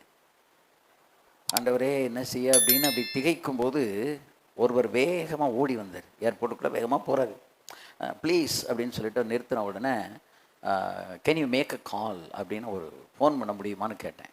ஏன்னா இப்போ என் இருதயம் என்ன செய்யுது? பதறுது. என்கிட்ட மலேசியா காயின்ஸ் இல்லை நான் ஃபோன் பண்ணுறதுக்கு. நான் இப்போ பதறிக்கிட்டு இருக்கேன், என்னாச்சுன்னு தெரியல. அப்போ அவர் வந்த உடனே அவர் என் கையை அப்படி பிடிச்சி இழுத்து நேர என் லக்கேஜ் அங்கே இருக்குது, அப்படி பக்கத்தில் இழுத்து ஒரு டெலிஃபோன் பூத் அங்கே உள்ளே இருந்துச்சு. அதில் டக்கு டக்கு டக்கு டக்குன்னு காசை போட்டு அந்த நம்பரை ரிங் பண்ணி கையில் கொடுத்துட்டு போயிட்டார். உடனே ஏன்னா நான் என்ன பொருத்தனை பண்ணிட்டு போயிருக்கேன்னா, மலேசியா பணமே இல்லாமல் போய் அங்கே ஊழி செஞ்சுட்டு வரணும்னு பொருத்தனை பண்ணிட்டு போயிருக்கேன். முதல் சோதனை எங்கே வந்துட்டு? ஏர்போர்ட்டில் வந்துட்டு. உடனே அவர் நான் ஃபோன் எடுத்த உடனே அவர் எடுத்து அவர் சொன்னார், நான் பக்கத்தில் ஏர்போர்ட்டுக்கு பக்கத்தில் தான் டிராஃபிக் ஆயிடுச்சு, சிக்னலில் நின்றுக்கிட்டு இருக்கேன், 3வது கேட்டில் நீங்கள் வெளியே வந்து நில்லுங்க, நான் இப்போ வந்து உங்களை பிக்கப் பண்ணிடுவேன் அப்படின்னு. அந்த சத்தம் கேட்ட பிறகு தான் எனக்கு என்னாச்சு? நிம்மதியாச்சு. நான் ஏற்கனவே வெளிநாட்டிலேருந்து வர்ற மிஷினரிஸ் வந்து அவங்களுக்கு லாங்குவேஜ் தெரியாது. நம்மளை வந்து அவங்க என்ன செய்யக்கூடாது? தேடக்கூடாது. அவங்க இப்படி அரைவலில் வெளியே வரும்போதே நாம் என்ன செய்யணும்? கையை காட்டி போய் அவங்க பேக்கை வாங்கணும். அப்படி தான் நான்லாம் ரிசீவ் பண்ணி பழகியிருக்கேன். ஏன்னா எனக்குள்ள அந்த ரட்சிப்பு கரெக்டாக இருந்ததுனால நான் ஃப்ளைட் மோட்லேயும் போட மாட்டேன், ஆஃப் பண்ணி வைக்க மாட்டேன். ஒருவேளை இங்கேருந்து போகிறதுக்கு வாய்ப்பு இல்லை அப்படின்னா நைட்லேயே போய் எங்கே உட்காந்துக்கிடுவோம், ரயில்வே பஸ் ஏஸ்தஸ் ஒருத்தர் ரிசீவ் பண்ணுறதுக்கு காரை கொண்டு போய் போட்டு ரயில்வே ஸ்டேஷன்லேயே படுத்துட்டாரு. காலையில் 2 மணிக்கோ 3 மணிக்கோ வர்றாங்க அப்படின்ன உடனே நான் சொன்னேன், பஸ் ஏஸ்தஸ் என்ன செய்ய போகிறீங்க அப்படின்னு. பஸ் நான் நைட்லேயே போய் அங்கே படுத்துக்கிட்டேன் பஸ் ஐயா அங்கே. ஏன்னா அங்கே போய் ஸ்டேஷனில் படுத்தாச்சுன்னா ஆட்கள் சந்ததி வர போக இருக்கிறதுனால நம்ம என்ன செய்ய மாட்டோம், மிஸ் பண்ண மாட்டோம். அப்போ இந்த ரிசீவ் பண்ணுறது அப்படிங்கிறது வந்து ரொம்ப ரொம்ப ரொம்ப ரொம்ப முக்கியமான ஒரு காரியம். நான் பல முறை சிங்கப்பூருக்கே 14 தடவை போயிருக்கேன். சிங்கப்பூரில் நான் ஒரு நாள் அப்படி மிஸ் ஆகலை. ஆனால் மலேசியாவில் அப்படி நான் மிஸ் ஆகி திகைத்து போனேன். நம்மளை கூப்பிட வர்றவங்க இல்லைன்னா நமக்கு ஒரு நிமிஷம் என்ன ஆயிரும், பயங்கர திகைப்பாயிரும். அந்நிய தேசம் அல்லவா. அப்போ நம்ம இடத்துக்கு வர்றவங்க என்ன செய்யணும், ரொம்ப சின்சியராக இருக்கணும். அப்படி தான் நாங்கள் பழகியிருக்கோம். அதுக்கு தான் இவனை கொஞ்ச நாளைக்கு நான் கூட்டிகிட்டு போகலான்னு இருக்கேன். ஆமாம், அவர் பெர்மிஷன் கொடுத்துட்டாரு. ஜெஃபர்சன் வந்து நீங்கள் எப்போ வேணாலும் கூட்டிகிட்டு போங்க அப்படின்னு. அங்கே நான் வந்து கூட்டிக்கிட்டு அங்கே கொண்டு வைக்க போகிறதில்லை, என் கூடவே கூட்டிகிட்டு அலைவேன். என் கூடவே கூட்டிகிட்டு அலையும் போது தான் எது மாறும், குணங்கள் மாறும். நான் ரியலாகவே சொல்கிறேன். ஜெஃபர்சன் ஒரு மாதத்துக்கு இவனை என் கூட நீங்கள் என்ன செய்யணும். ஆமாம், அதாவது பயிற்சி அப்படிங்கிறது வந்து எப்படின்னு பஸ் ஏஸ்தஸ் என் கூட கிட்டத்தட்ட 13-14 வருஷமாக கூடவே வந்துக்கிட்டு இருக்காரு. வந்த பிறகு தான் அவர் வாழ்க்கையில் நிறைய மாற்றங்கள். அவர் முழு சாட்சி இங்கே சொல்லியிருக்காரா இல்லையான்னு எனக்கு தெரியல. சொல்லியிருக்காரா? ஆமாம், அது இன்னொரு தடவை கேட்டாலும் நல்லா தான் இருக்கும். அப்படி இருந்த அவரை கர்த்தர் அப்படி மாற்றினார். அதுக்கு என்னென்னா ட்ரைனிங் என்னென்னா நம்ம கூடவே போகணும். இப்போ நான் வந்து இந்த அளவுக்கு உருவானதுக்கு காரணம் 45 வருஷம் எங்கள் பாஸ்டரையா கூடவே இருந்தேன். 2 பேரும் ஃப்ளைட்டில் ஒன்று போல் அடுத்தடுத்த சீட்டில் உட்காந்து பிரயாணம் பண்ணுவோம். நான் ரொம்ப கேர்ஃபுல்லாக உட்காந்துருப்பேன். ஒரு நாள் கூட இத்தனை வருஷத்தில் இப்படி தூங்கி கழுத்து சரிஞ்சு அவங்க மேலே பட்ட சரித்திரமே கிடையாது. அவ்வளவு சின்சியராக இந்த சீட்டினுடைய இந்த எட்ஜில் அப்படி கொஞ்சம் தள்ளி உட்காந்துருப்பேனே ஒழிய என்ன செய்ய மாட்டேன், மறந்து கூட அவங்க மேலே வந்து நம்ம என்ன செஞ்சிடக்கூடாது, சாய்ந்து விட கூடாது. அந்த பயம் இருக்கணும். ஏன்னா கர்த்தருக்கு அடுத்தபடி நம்மளை ட்ரெயின் பண்ணி நடத்துறது யாரு, அவங்க தான். அப்போ நமக்குள்ள இருதயத்தில் என்ன இருக்கணும், ஒரு ஆனர், பயங்கலந்த ஒரு மரியாதை இருக்கணும். அந்த பயங்கலந்த மரியாதை இருந்தால் தான் பெரியாட்கள். நான் எப்போவுமே சொல்லுவேன், பெரியாட்கள் நம்ம கூட சகஜமாக பழகுவாங்க, ஆனால் நம்ம பழகக்கூடாது. அவங்க நம்ம தோள் மேலே கை போடுவாங்க, பேசுவாங்க. நான் டாக்டரேட் பண்ணும்போது திருச்சியில் ரிட்டையர்ட் ஆன பிஷப் எங்களுக்கு ஒரு பாடம் எடுக்க வந்தார். Right reverend doctor Paulraj. Class முடிஞ்சு டைனிங் ஹாலுக்கு போகிறோம், ஸ்டெப்பில் இறங்கி வரோம். இவர் எனக்கு பின்னாடி வர்றாரு. நான் அப்படி பார்த்துட்டேன், செவரோடு அப்படி ஒண்டிட்டேன் அவர் போகிறதுக்கு. அவர் அதில் இறங்கி என் தோளில் கை போட்டு கம் லெட்ஸ் கோ அப்படின்ட்டு அப்படியே எனக்கு அவ்வளோ கூச்சமாக இருந்துச்சு. அவங்கெல்லாம் பெரிய ஆட்கள், அவங்கக்கிட்ட நம்ம போய் பக்கத்தில் நிற்கிறதுக்கே தகுதி கிடையாது. டைனிங் ஹால் வரைக்கும் அப்படி பேசிக்கிட்டே போனோம். அங்கே போய் நான் சொன்னேன், நான் தான் இருக்கிறதுலே ரொம்ப இளமையானவன், 45 வயசு, நான் எல்லாருக்கும் நான் தான் இன்றைக்கி பரிமாறுவேன்னு சொல்லி நான் ஸ்பூனை எடுத்தேன். உடனே அவர் போஸ்ட் பிஹெச்டி பண்ணிக்கிட்டு இருக்காரு இங்கிலாண்டில். லீவில் வந்த இடத்துல எங்களுக்கு ஒரு பாடம் எடுக்கிற லீடர்ஷிப் சேஞ்ச் அப்படின்ட்டு ஒரு பாடம் எடுக்கிறார். அவர் சொன்னார், I am the oldest man among you, so today let me serve you. இருக்கிறதுல வயசானவன் யார், நான் உங்களுக்கு பரிமாறுறேன்னு சொல்லி பரிமாறினார். இப்போ எனக்கு அவர் லீடர்ஷிப் சேஞ்சில் சில காரியங்கள் சொல்லி கொடுத்தாரு, அது இருக்குது. அதை விட எனக்கு ரொம்ப மனசில் இருக்கிறது எது, அவர் செய்த காரியங்கள். அவர் என் தோளில் கை போட்டு அப்படி என்னை கூட்டிகிட்டு போனது, அங்கே வந்து அவர் எல்லாத்துக்கும் சாப்பாடு பரிமாறுறது, இதை நம்ம அப்போ என்ன டாக்டரேட்டில் என்ன படிச்சிங்கன்னா தாழ்மையாக இருக்க படித்தேன் அப்படிமே. அதுக்காக 75,000 ரூபா செலவழித்து 5 வருஷம் படித்தோம் அப்படின்னா, ஆமாம், படிப்பு வந்து என்ன செய்யும், இருமாப்பை உருவாக்கும். படிப்பு என்ன செய்யும், இருமாப்பை உருவாக்கும். நம்ம படிச்சிருக்கோம் அப்படிங்கிற ஒரு அகம் வந்துடும். அதுக்கு தான் படித்தவங்க வந்து நமக்கு என்ன மாடல் கட்டுறாங்க, தாழ்மை. ஆமென். ஆகவே கிறிஸ்தவ ஜீவியத்தில் நம்ம ரொம்ப கவனமாக எச்சரிக்கையாக இல்லை அப்படின்னா போகிற போக்கில் சாத்தான் நம்முடைய ரட்சிப்பை தட்டி பறிச்சுட்டு போயிடும். அல்லேலூயா. அப்போ பல முறை மன்னிப்பு கேட்பதும் நல்லதா? மன்னிப்பு கேட்குறதுங்கிறது ஒரு பொருட்டாக கேட்குறாங்க அப்படின்னு சொன்னால் கண்ணீர் வடித்து கையை பிடிச்சி அழுது மன்னிப்பு கேட்டால் தான் அது உண்மையான மன்னிப்பு. ஆனால் அப்படி இல்லை அப்படின்னா அது என்ன இல்லை, அது உண்மையான மன்னிப்பு கிடையாது. உண்மையான மன்னிப்புன்னா என்ன செய்யணும்? மனஸ்தாபப்பட்டாலும் மனம் திரும்புதல் வரணும். அந்த மனம் திரும்புதல் எப்போ வரும்? யூதாஸ் மனஸ்தாபப்பட்டான். அவன் மனஸ்தாபப்பட்டதுக்கு அடையாளம் காசை கொண்டு போய் திருப்பி கொடுத்தான். ஆனால் என்ன செய்யலை? மனம் திரும்பலை. அவன் மனம் திரும்பி இருந்தால் நேர சிலுவைக்கு நேர ஓடி ஆண்டவரே நான் மன்னிங்கன்னு சொல்லி பேதுரு மனங்கசந்து அழுதது போல் அழுதிருந்தால் அவனுடைய ரட்சிப்பு பறி போயிருக்காது. அவன் ரட்சிப்பை பறி கொடுத்துருக்க மாட்டான். ஆனால் மனஸ்தாபப்பட்டான். ஆனால் என்ன செய்யலை? மனம் திரும்பலை. இப்போ நம்ம வாழ்க்கையில் அதைத்தான் நம்ம பண்ணிக்கிட்டு இருக்கோம். சரி நான் சொல்லிட்டேன் மன்னிச்சுடுங்க. அந்த மன்னிப்பு கேட்குறதுல என்ன இருக்காது? ஒரு சொரணையும் இருக்காது. அந்த சொரணை இல்லாததுனால மன்னிக்கிறவங்களுக்கு அதை மன்னிக்கணும்னு தோணாது. அதாவது மனஸ்தாபப்படுறோம், ரிக்ரெட் பண்ணுறோம், பட் ரிப்பெண்டன்ஸ் இருக்கணும். அந்த ரிப்பெண்டன்ஸுங்கிறது என்னது? அவ்வளவு ஈஸியாக நம்ம என்ன செஞ்சிட முடியாது.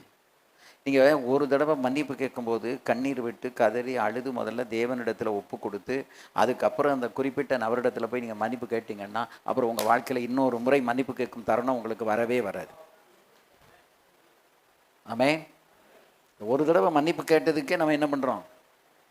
அவ்வளோ ஃபீல் பண்ணுறோம்ல, அழுகிறோம்ல, கண்ணீர் வடிக்கிறோம்ல, கர்த்தர்கிட்ட போராடுறோம். ஆண்டவரே நான் போய் அவர்கிட்ட மன்னிப்பு கேட்க போகிறேன், அவர் என்னை மன்னிக்கணும், நீங்கள் அவர் உள்ளத்தில் பேசுங்க, நான் தப்பு பண்ணிட்டேன், நான் இப்படி பேசியிருக்கக்கூடாது, அல்லது நான் இதை செய்திருக்கக்கூடாது. முதல்ல யாருக்கிட்ட போய் கேட்கணும்? கர்த்தர்கிட்ட கேட்கணும். தேவனிடத்தில் போராடணும். கேட்டால் மட்டும் போதாது, என்ன செய்யணும்? போராடணும்.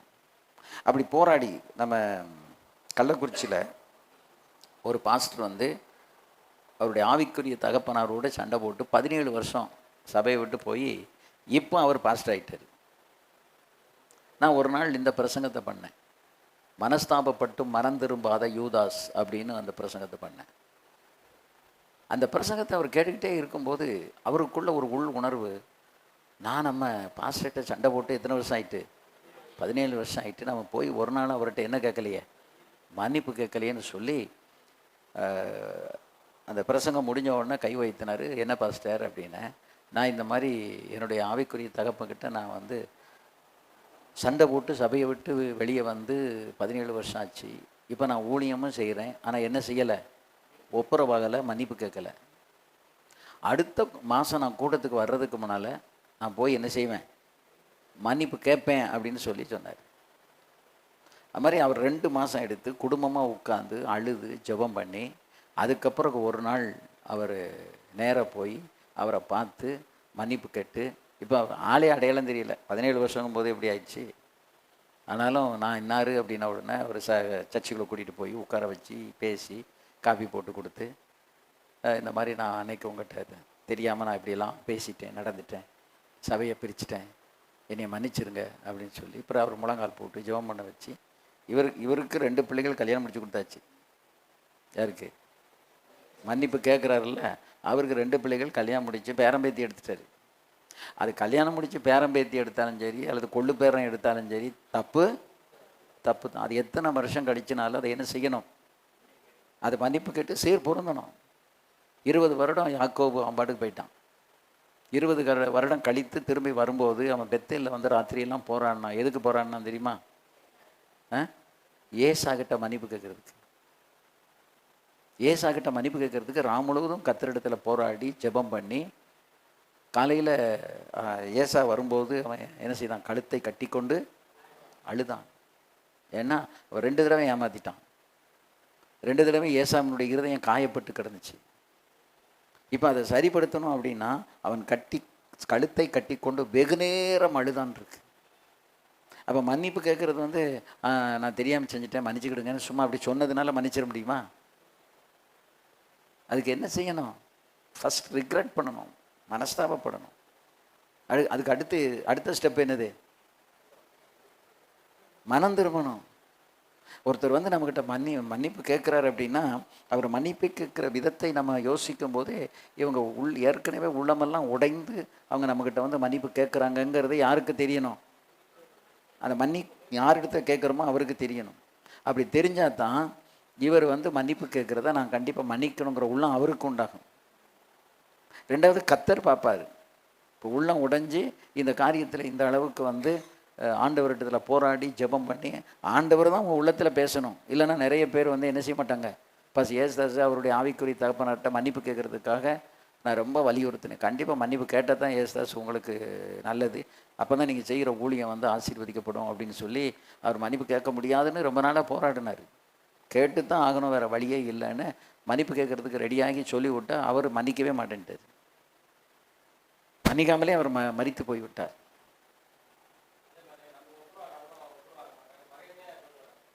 அதை பற்றி உங்களுக்கு கவலையே இல்லை பீட்டர். நீங்கள் வந்து உங்களுடைய டியூட்டி என்ன தெரியுமா? நம்ம எவ்வளோ இறங்கி போகிறோம்.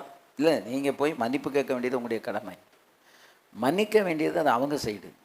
அவங்க மன்னிக்கலை அப்படின்னா அது உங்களுக்கு எந்த பாதிப்பையும் கொடுக்காது. என்ன இல்லை, இவங்க வந்து எதிரி பார்க்குற மாதிரி பார்க்குறாங்க. என்ன நீங்கள் பார்த்தாலும் நீங்கள் ஜெபம் பண்ணணும். ஆண்டவரே, நான் இவர்கிட்ட மன்னிப்பு கேட்டேன், இன்னும் அவர் மன்னிக்கலை, அவரை என்னை மன்னிக்கும்படிக்கு அவர் உள்ளத்தில் பேசுங்கன்னு சொல்லி டெய்லி ஜெபம் பண்ணிக்கிட்டே இருக்கணும். எப்போ நீங்கள் போய் மன்னிப்பு கேட்குறீங்களோ அப்போ உங்கள் சைடு கிளியர். அந்த சைடில் வந்து அது கர்த்தர் பார்த்துக்கிடுவார். கண்டிப்பாக பேசுவார். இருதயம் கடினமாக இருக்கல எப்படி உணர்வு உண்டாகும்? அது நான் பின்னால் சொல்கிறேன். இந்த ரட்சிப்பு பறிபோகிறதுக்கு காரணம் என்ன, இதை நான் சொல்லிவிட்டு நான் உங்களுக்கு அதுக்கு அடுத்து நான் சொல்கிறேன். நிறைய பேர் ரட்சிப்பை தொலைச்சிட்டு உட்காந்துக்கிட்டு இருக்காங்க. திரும்ப அந்த ரட்சிப்பை எடுக்கணும்னு பிரயாசப்படுறதில்ல, ஊழியம் செய்கிறதுல தான் மும்முரமாக இருக்காங்க. ஆனால் அந்த ஊழியத்தில் வந்து எந்த பலனும் இருக்காது. ஊழியத்தில் பலன் உண்டாகணும் அப்படின்னா நம்ம கர்த்தரோடு செட்ரைட் ஆகணும். மனுஷனும் நம்ம காணிக்க அங்கீகரிக்கப்படணும்னாலே உன் சகோதரனுக்கு உன் பெயரில் குறை உண்டானால் நீ அங்கே தானே பலிபீடத்தின் கீழ் அந்த காணிக்கையை வைத்து விட்டு நீ போய் மன்னிப்பு கேட்டு சீர் பொருந்தின பிறகு வந்து என்ன செய். அந்த காலத்தில் வந்து பெந்தகோஸ்து சபையில் இந்த சீர் பொருந்துதெல்லாம் இருந்துச்சு. இப்போ வந்து அந்த சீர் பொருந்துங்கிற சப்ஜெக்டே இன்றைக்கி கிடையாது. கசப்போடவே என்ன எடுக்கிறாங்க, திருவிருந்தை எடுக்கிறாங்க. அதனால தான் ஆசீர்வாதம் இல்லாமல் போயிடுது. மன்னிக்கிறதும் இல்லை, மன்னிப்பு கேட்கறதும் இல்லை, சீர் பொருந்துறதும் இல்லை. அதனால அவங்க துணிகரமாக அந்த பந்தியில் பங்கெடுக்கிறதுனால அவங்களுக்கு என்ன உண்டாகுது? நோய் வருது, சிக்ஷை கர்த்தர் கொடுக்குறாரு. சிலர் மரித்தும் இருக்கிறார்கள்னு இருக்குது. இதெல்லாம் நம்ம இப்போ சீரியஸாக எடுக்கிறதே கிடையாது. இதெல்லாம் நம்ம சீரியஸாக எடுத்து நம்ம வாழ்க்கையை செட்ரைட் பண்ணால் தான் கர்த்தர் நம்ம பேசும்போது அந்த வார்த்தையில வல்லமையை கர்த்தர் கொடுப்பார். கிரியை இருக்கும். இல்லைன்னா கிரியை இல்லாத விசுவாசம் செத்ததுன மாதிரி நமக்குள்ள அந்த மனம் திரும்புதல் இல்லை அப்படின்னா கண்டிப்பாக என்ன செய்யாது, நம்ம வார்த்தைக்கு வந்து ஒரு மதிப்பு இருக்காது, கிரியை இருக்காது, ஒன்றுமே இருக்காது. எனக்கு அது வந்து சகஜமான ஒரு நிலைமையாக போச்சு, சர்வசாதாரணமாக இருக்குது. நம்முடைய இருதயத்தில் வந்து அப்படிப்பட்ட ஒரு சிந்தை நம்ம சீர்படணும், சரியாகணும் அப்படின்னு நம்ம நினைக்கிறதே கிடையாது. இதுதான் நம்ம ஊழியத்தில் பெரிய ஃபால்ட்டு. ஆமென்.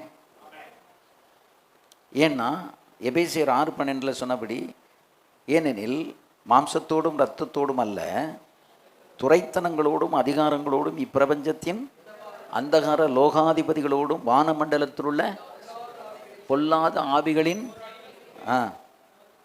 சேனைகளோடும் நமக்கு போராட்டம் உண்டு. இப்போ இந்த இடத்துல பவுல் சொல்லுகிற இந்த பொல்லாத ஆவிகளின் சேனைகள் எது தெரியுமா? கண்ணுக்கு புலனாகாத ஆவியின் உலகத்திலே நமக்கு விரோதமாய் செயல்படுகிற காரியங்கள். நான் முன்னாலே உங்களுக்கு சொல்லியிருக்கேன், 3 உலகம் இருக்குது. ஒன்று வந்து ஸ்பிரிட், ஃபிசிக்கல் ரெல், நம்ம கண்ணால் பார்க்கக்கூடிய இந்த உலகம். இரண்டாவது வந்து ஸ்பிரிச்சுவல் வேர்ல்டு, ஆவிக்குரிய உலகம். மூன்றாவது ஸ்பிரிட்ரல் அப்படிங்கிறது நம்ம கண்ணுக்கு தெரியாது, அது ஆவிகள் நடமாடுகளில் அந்த ஆவிகளின் உலகம். இப்போ ஆவி நடமாடுறது நமக்கு என்ன செய்யாது, தெரியாது. ஆனால் அந்த ஆவியின் உலகத்தில் யாருக்கு விரோதமாக காரியங்கள் செயல்பட்டுக்கிட்டே இருக்கு?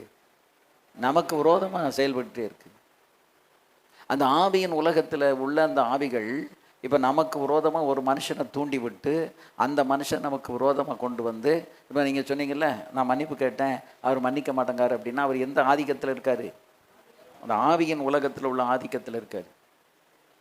அந்த ஆவியின் உலகத்தில் இருக்கிறது நம்ம கண்ணுக்கு புலனாகாத ஆவிகள்.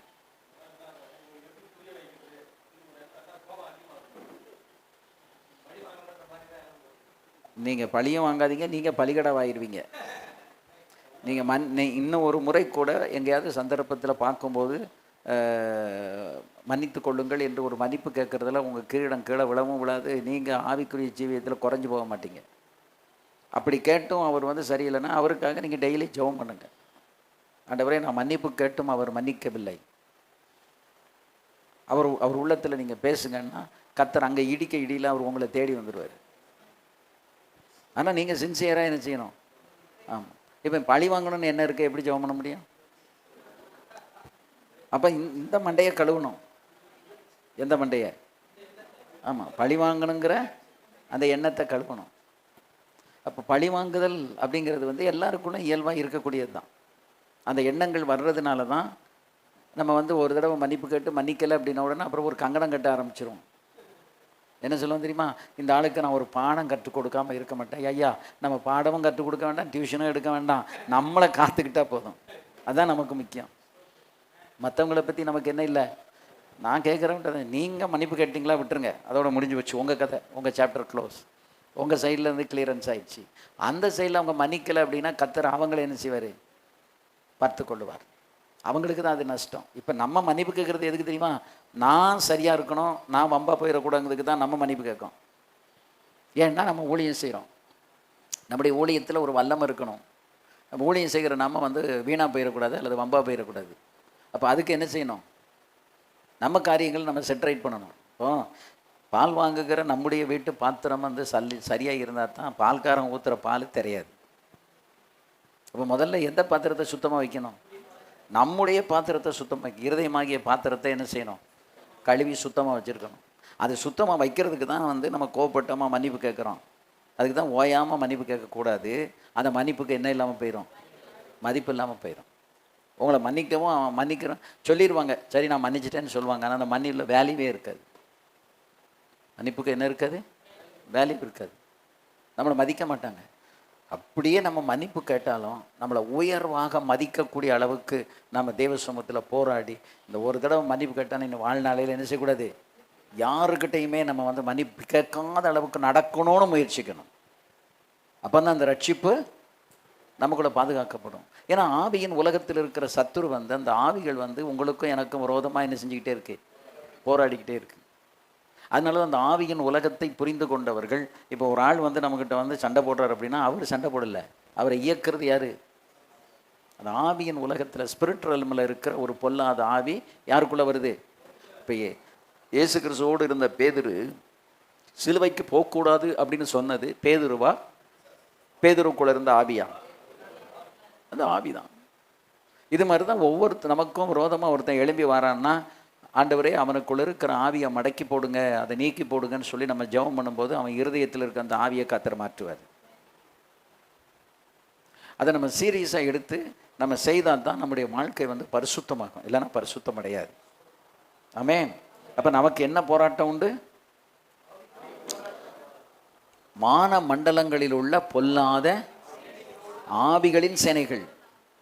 இப்போ வான மண்டலத்தில் இருக்கிற ஆவிகளை யார் பார்க்க முடியும்? சொல்லுங்க. நம்ம உணர முடியும், கண்ணால் பார்க்க முடியாது. ஏன்னா ஆவிக்கு என்ன கிடையாது? உருவம் கிடையாது. ஆவி வந்து தண்ணில் செயல்பட முடியாது. ஆவி வந்து ஏதாவது ஒரு மீடியம் வழியாக தான் போகும்.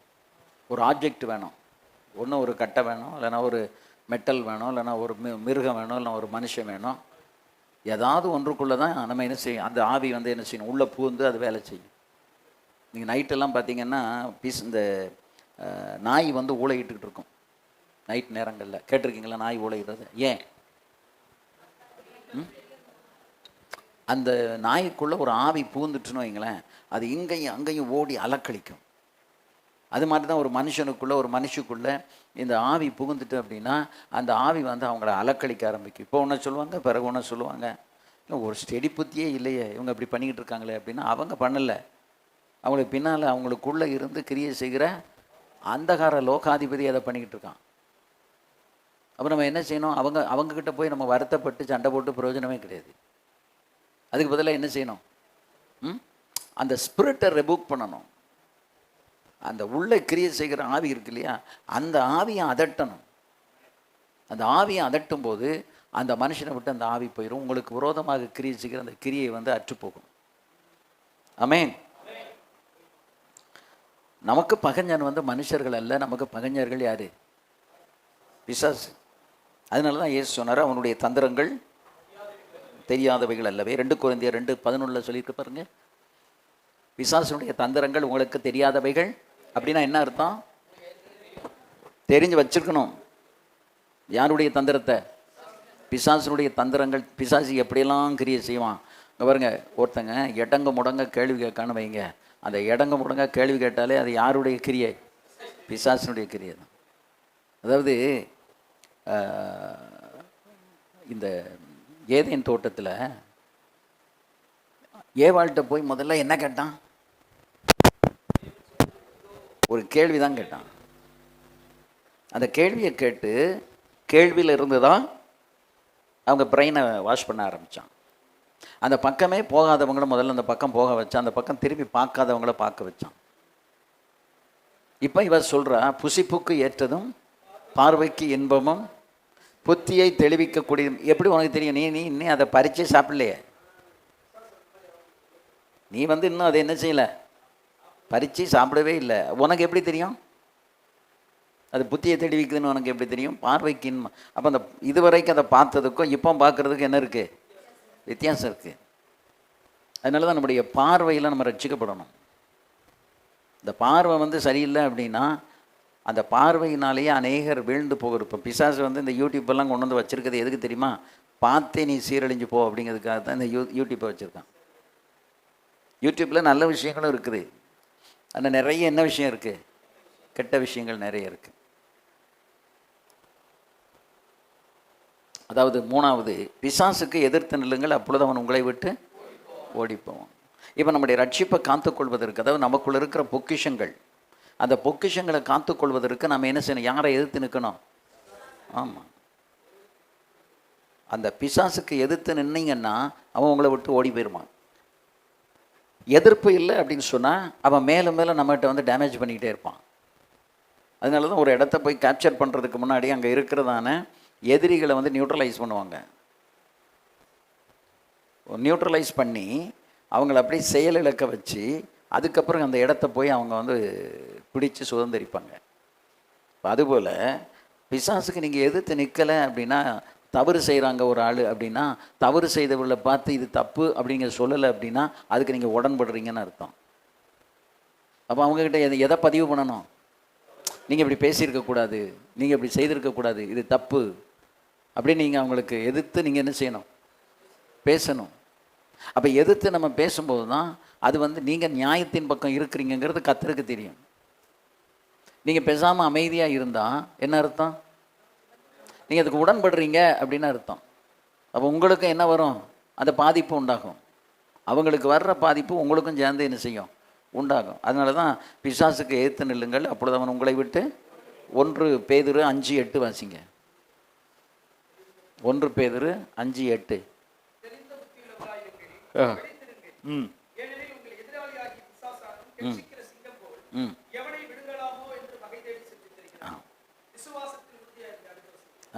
இது போகிறோம். அவன் வந்து நம்மளை வந்து என்ன செய்யறான்? சிங்கம் போல அவன் எவனை விழுங்கலாமோ வந்து வகை தேடி சுற்றி திரிகிறான் அப்படின்னு. அந்த வகை தேடுதல் அப்படின்னா என்ன அர்த்தம் தெரியுமா?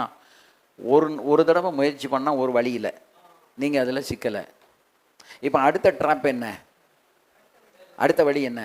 அந்த வழியில் உங்களை எப்படியாவது என்ன செய்ய வைக்கணும்? விழத்தள்ளணும், சிக்க வைக்கணும். இப்போ இயேசு கிறிஸ்துவ சிலுவைக்கு போக விடாமல் முதல்ல பிசாசு என்ன செஞ்சான்? ஒரு உப்பரிகையில் கொண்டு போய் நிறுத்தி கீழே விழச்சிடலாம். ஆலயத்தினுடைய உயர்ந்த உப்பரிகையில் போய் நின்று கீழே தாழ குதியும் தூதர்கள் வந்து தங்கள் கைகளில் ஏந்தி கொண்டு போவார்கள் அப்படின்னு சொன்னான். அப்பாலே போ சாத்தானேன்ட்டார். அடுத்த முறை என்ன பண்ணான் தெரியுமா? ஒரு செங்குத்தான ஒரு மலைக்கு கொண்டு போய் அங்கேருந்து இவரை என்ன செய்யணும், தள்ளி விடணும்னு நினச்சான். அதாவது இயேசு கிறிஸ்துவனுடைய மரணம் வந்து எங்கே இருக்கணும்னு தேவன் நியமித்திருக்கிறாரு, சிலுவையில். எப்படியும் மறிக்கிறது இல்லை, அது இப்படித்தான் மறிக்கணும், இதில் தான் மறிக்கணும்னு ஆண்டவர் சித்தம் வச்சுருக்காரு. அந்த சித்தத்தின்படி தான் அது நடக்கணும். அது நடந்தால் தான் அது ரட்சிப்பு கிடைக்கும். 2 வயசாக இருக்கும்போதே வீழ்த்தணும். இயேசுவுக்கு மட்டும் இல்லைங்க, நீங்கள் உங்கள் வாழ்க்கையை திரும்பி பாருங்கள். சின்ன வயசுலேருந்தே உங்களுக்கு சில உயிர் போராட்டங்கள் வந்திருக்கும். உங்களுக்கு தெரியலைன்னா உங்கள் அப்பா அம்மாட்ட போய் கேளுங்க. இப்போ எனக்கு தெரியும், நான் சின்ன வயசில் இருக்கும்போதே எனக்கு அந்த முட்டுக்காலுக்கு கீழே ஒரு நோய் வந்து மரணத்தருவாய் வரைக்கும் போய் தான் ஆண்டவர் என்ன மீட்டு எடுத்திருக்காரு. ஏன்னா பிற்காலத்தில் நான் வந்து ஒரு ஊழியக்காரனாக வரக்கூடாதுங்கிறத எங்கே அணை போடுறான், அங்கேயே அணை போடுறான். அப்போ அவன் எவ்வளவு டார்கெட்டடாக இருக்கான், எவ்வளோ விழிப்புணர்வோடு அவன் இருக்கான் பாருங்கள். இவனை இப்போ விட்டுட்டோம்னா இவன் பின்னாலே அடுத்து அதில் நான் தப்பி எடுத்து உயிர் பிழைத்து வந்த பிறகு நான் படித்து பைபிள் காலேஜெல்லாம் முடிக்கிற நேரத்தில் தேவ சித்தத்தை விட்டு என்னை விலக்க வைப்பதற்கு எனக்கு மைசூரில் ஊழியத்தை கொடுத்தாங்க.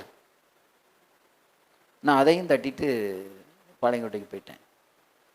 பாளையங்கோட்டையில் போய் ஒரு 2-3 வருஷம் கழித்து ஊழியம் செஞ்சு ஒரு 34 பேர் வந்த பிறகு எங்கள் மிஷினரி வந்து சென்னைக்கு வர சொன்னார். அப்பவுமே எனக்கு என்ன வந்துச்சு, போராட்டம். எது நிறைவேற்றக்கூடாதபடிக்கு தேவ சித்தத்தை. இது எல்லாருக்குமே நமக்கு வரும். நல்லா அவங்க கொடுக்குற ஆஃபர், எனக்கு முதல்ல கொடுத்த ஆஃபர்லாம் பார்த்திங்கன்னா மைசூரில் பேலஸுக்கு பக்கத்தில் வீடு எடுத்து கொடுத்து கனடா சர்ச்சி, அந்த கன்னட மொழி படிக்கிறதுக்கு அவங்க டியூஷன் கொடுத்து வீட்டு வாடகை கொடுத்து மாதம் 2000 ரூபா. அந்த காலத்திலே எப்போ 78 அப்போமே 2000 ருபீஸ் கொடுத்து ஒரு ஸ்கூட்டர் வாங்கி கொடுக்குறேன் நாங்கள். இப்போ கேட்கறதுக்கு எப்படி இருக்கு, நல்லதான் இருக்குது. ஆனால் நான் என்ன செய்ய முடியாது, தேவ சித்தம் செய்ய முடியாது. தேவ சித்தம் செய்கிறதுங்கிறது லேசான காரியம் கிடையாது. பிசாசு வந்து எதில் தான் நிற்போம், முதல்ல நம்ம உயிரோடு போராடுவோம். அதில் நம்ம ஜெயிச்சிட்டோம் அப்படின்னு சொன்னால் அடுத்த போராட்டம் எதில் இருக்கும், தேவனுடைய சித்தத்தை நம்ம செய்ய விடாதபடிக்கு, நிறைவேற்றக்கூடாதபடிக்கு பிசாசு நம்மகிட்ட போராடிக்கிட்டே இருப்பான். எனக்கெல்லாம் 4 தடவை அந்த மாதிரி சோதனை வந்துச்சு. ஒன்று என்னுடைய டீன் ஆஃப் ஸ்டூடெண்ட் வந்து மைசூருக்கு போய் சொன்னார். கமிட்டிலெலாம் நாங்கள் டிசைட் பண்ணிட்டோம் அப்படின்னு பைபிள் காலேஜில் சொன்னாங்க. அதை தப்பி நான் வந்தேன். அங்கே வந்து ஒரு 4-5 வருஷம் கழித்து திரும்ப சென்னைக்கு வரும்படியாக இருந்தது. அடுத்து எனக்கு சோதனை வந்துச்சு. அதையும் தாண்டின பிறகு எங்கள் மிஷினரி சொன்னார், நீ நல்ல ஷ்ரூடாக இருக்கியே, ஏன் கூட நீ ஹாலண்டுக்கு வந்துரு அப்படின்னாரு. ஹெட் குவார்ட்டரில் வந்து நீ ஊழியம் செய்யலாம், நீ அங்கே வந்துரு அப்படின்னாரு. நோ, அதையும் அப்படி போகிற போக்கில் தட்டி விட்டாச்சு. அடுத்து எங்கள் பாஸ்ட்ரியா வந்து வண்ணார்பேட்டைன்னு, அது சிட்டி ஏரியா, நான் இருக்கிறது ரிமோட். அந்த வண்ணார்பேட்டையில் எங்களுக்கு ஒரு பெரிய பில்டிங் இருந்துச்சு. அதில் வந்து ஊழியம் செய்கிறதுக்காக கூப்பிட்டாங்க. இப்போ எல்லாத்துட்டையும் நான் நோன்னு சொல்லிடலாம், ஆனால் யார்கிட்ட சொல்ல முடியாது, ஸ்பிரிச்சுவல் ஃபாதர்கிட்ட சொல்ல முடியாது. நான் அப்படி சிரிச்சுக்கிட்டே அப்படி மழுப்பிட்டேன், பதிலே சொல்லலை. அப்புறம் கொஞ்சம் சில வருடங்களுக்கு கழித்து திரும்ப ஒரு தடவை சொன்னாங்க.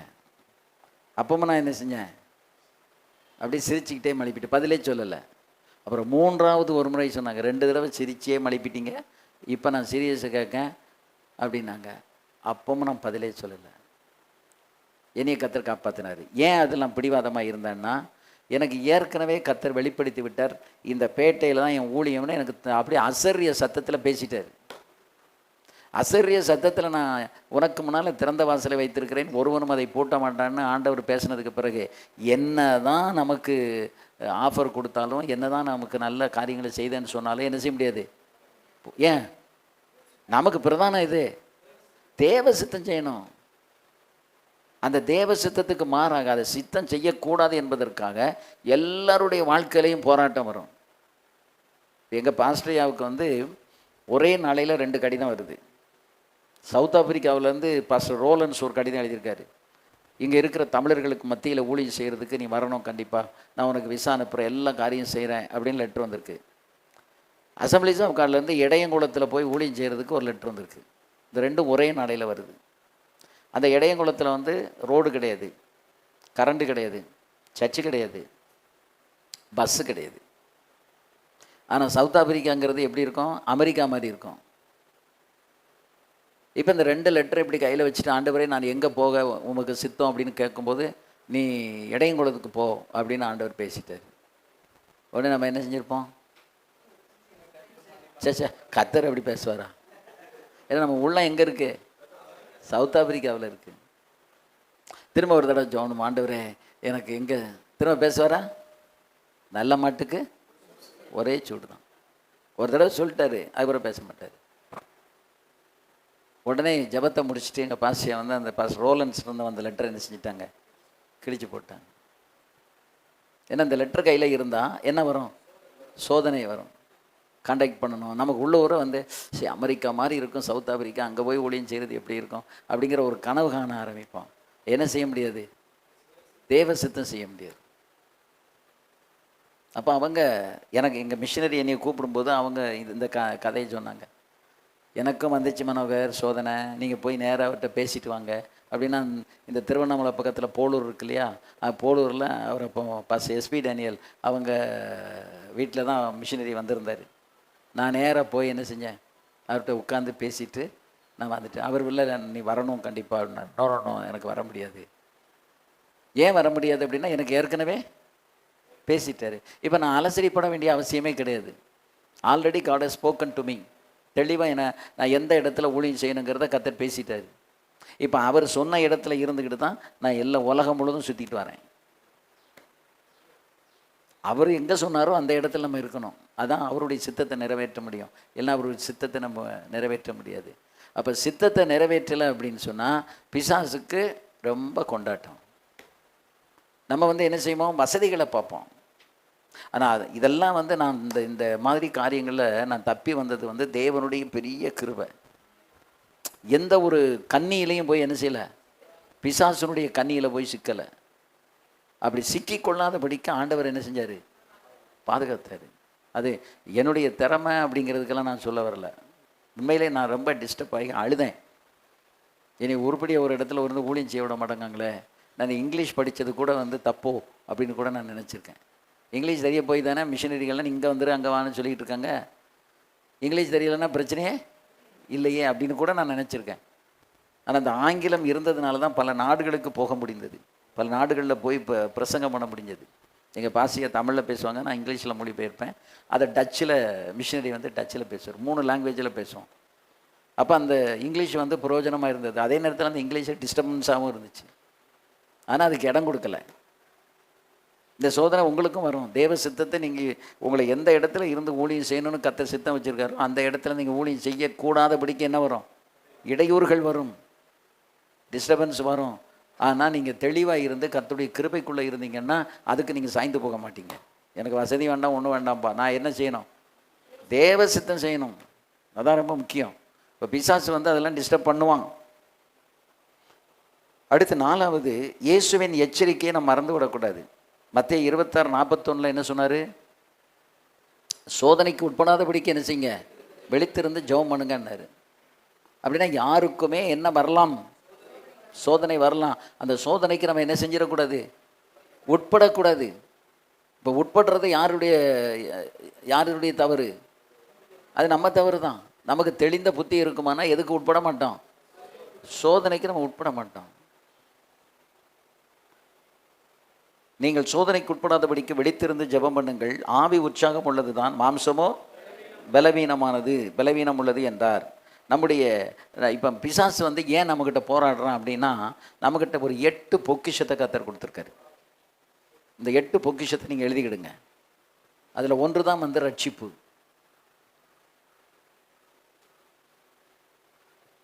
2 அழைப்பு. 1 ரட்சிப்பு, 2 அழைப்பு, 3 கிருபை, 4 கனிகள், 5 வரங்கள், 6 அபிஷேகம்,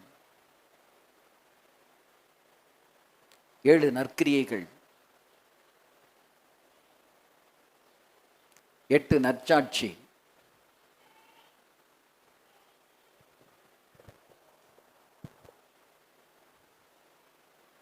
1 வாசிங்க. ரட்சிப்பு, அழைப்பு, கிருபை, கனிகள், வரங்கள், அபிஷேகம், நற்கிரியைகள், நற்சாட்சிகள். இது அந்த வர்ற நாட்களில் ஒவ்வொன்றா எப்படி நம்மக்கிட்ட இருந்து பிசாசு பறிக்கிறான் அப்படிங்கிறத நம்ம ஒவ்வொன்றா பார்க்க போகிறோம். இன்றைக்கி முதல்ல நம்ம ரட்சிப்பை பற்றி நான் இப்போ உங்களுக்கு சொன்னேன். ரட்சிப்பு நமக்கு எதனால் கிடைத்தது? கிருபையினால் கிடைத்தது. கிருபையினாலே விசுவாசத்தை கொண்டு ரட்சிக்கப்பட்டீர்கள். இது உங்களால் உண்டானதல்ல, இது தேவனுடைய ஈவு. எபேசியர் 2:8-9. ஒருவரும் பெருமை பாராட்டாதபடிக்கு இது கிரியைகளினால் உண்டானது அல்ல. இப்போ நம்ம ரட்சிக்கப்பட்டிருக்கோம்னா தாழ்மையோடு இந்த ரட்சிப்புக்காக துதித்தால் நீங்கள் ரட்சிப்பை காத்துக்கொள்ள முடியும். நான் மற்றவங்கள விட ரொம்ப யோக்கியம், நான் நல்லவன், அதனால தான் நீ ரட்சித்தா நீங்கள் நினச்சிங்கன்னா சாத்தா அந்த ரட்சிப்பை பிடிங்கிட்டு போயிடுவான். அப்போ நம்ம என்ன நினைக்கணும்? மற்றவர்களை விட நான் ஒன்றும் யோக்கியம் கிடையாது, ஆனால் என் ஆண்டவர் என் மேலே வைத்த மகா பெரிய கிருபையினால் எனக்கு இந்த ரட்சிப்பு ஆண்டவர் தந்திருக்காரு அப்படி நம்ம நினைக்கிறோம். அப்போ தான் நம்மளை தாழ்த்திக்கிட்டே இருக்க முடியும். இல்லை நமக்கு என்ன வந்துடும்? பெருமை வந்துடும். ஏன் நல்லா படித்தவங்கள பார்த்திங்கன்னா பெருமையாக அவங்களுக்கு இருக்காது. இந்த அரைகுறை படித்தவங்க இருக்காங்களா, அரைகூட என்ன செய்யும்? கூத்தாடும். நிறைகூடம் என்ன செய்யாது? நிறைகூடம் ததும்பவே ததும்பாது. அது அப்படியே இருக்கும். அதுபோல் நல்லா படித்தவங்களுக்குள்ள படிப்பு என்னத்தை உருவாக்கும் தெரியுமா? பண்பை உருவாக்கும். Education will bring virtuousness. நமக்குள்ள அது என்ன கொடுக்கும்? நோபல் கேரக்டரை உருவாக்குறது எது? படிப்பு. நீங்கள் படித்து மேலே போக போக போக உங்களுக்குள்ளே ஒரு நல்ல நற்குணம் உங்களுக்குள்ளே உண்டாகும். அந்த நற்குணம் உருவாகிறதுக்கான நம்ம நிறைய விஷயங்களை படிக்கிறோம், நிறைய பேரை பற்றி படிக்கிறோம். இப்போ இவங்கெல்லாம் இப்படி இருந்திருக்கிறாங்க, நம்ம படிக்கிறோம். அப்போ ஆட்டோமேட்டிக்காக நானும் இதை போல் இருக்க வேண்டும் என்ற எண்ணம் நமக்கு வரும். ஆமென். அப்படியானால் இந்த ஒருவரும் பெருமை பாராட்டாதபடிக்கு இது கிருபையினால் உண்டானது, இது கிரியைகளினால் உண்டானது அல்ல. ஆமென். அது ரோமர் 10:9 என்னவென்றால், கர்த்தராகிய இயேசுவை நீ உன் வாயினாலே அறிக்கையிட்டு தேவன் அவரை மரித்தோரிலிருந்து எழுப்பினார் என்று உன் இருதயத்தில் விசுவாசித்தால் நீ ரட்சிக்கப்படுவாய். நீதி உண்டாக இருதயத்தில் விசுவாசிக்கப்படும், ரட்சிப்பு உண்டாக வாயினாலே அறிக்கப்படப்படும். ஏன் இருதயத்தில் விசுவாசிக்கணும், ஏன் வாயில் அறிக்கப்படணும்? அப்போ தான் ரட்சிப்பு கிடைக்கும். சிலர் பாவத்தை அறிக்கை செய்யாதவங்களுக்கு என்ன கிடையாது? ரட்சிப்பு கிடையாது. ஆனால் அவங்க அறிக்கை செய்ய மாட்டாங்க, ரட்சிக்கப்பட்ட மாதிரி நடிச்சுக்கிட்டே இருப்பாங்க. ரட்சிக்கப்படாதவங்களுக்கு பிசாசின் மேலே ஜெயம் எடுக்கவே முடியாது.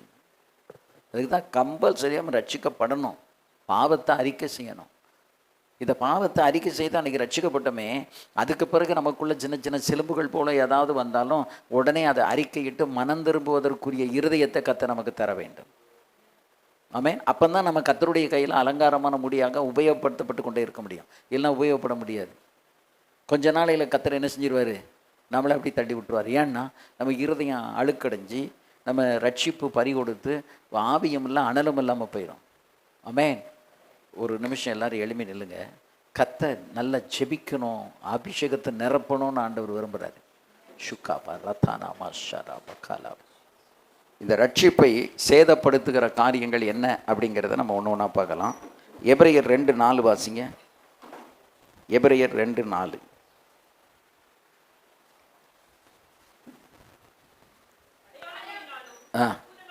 ம் ம் ம் ம் இவ்வளவு பெரிதான ரட்சிப்பை குறித்து நாம் கவலையற்றிருப்போமானால். அல்லேலூயா. இப்போ இந்த ரட்சிப்பு எப்படிப்பட்டது? பெரிதான ஒரு ரட்சிப்பு. அப்படிப்பட்ட அந்த ரட்சிப்பை குறித்து நம்ம என்ன செய்யக்கூடாது?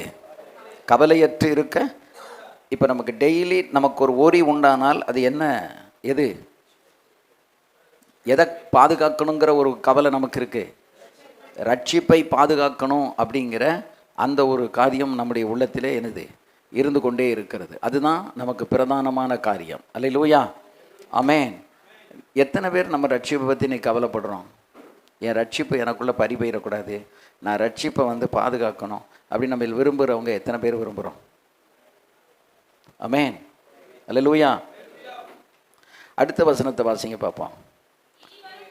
6:4 வாசிங்க. 6:4.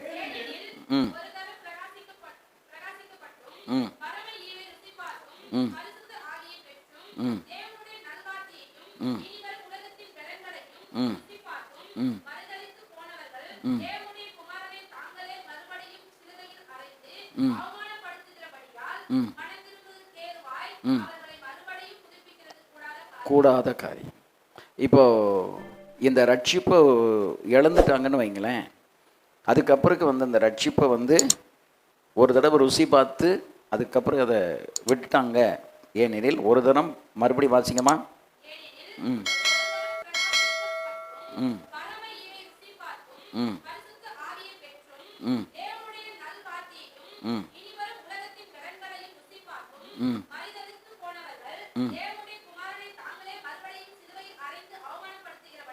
ம் ம் கூடாத காரியம். திரும்ப ஒரு தடவை புதுப்பிக்க, அதான் ஒரு தடவை ரட்சிப்பை இழந்துட்டோம் அப்படின்னா அந்த ரட்சிப்பை நம்ம திரும்ப பெறுறது வந்து ரொம்ப கஷ்டம்.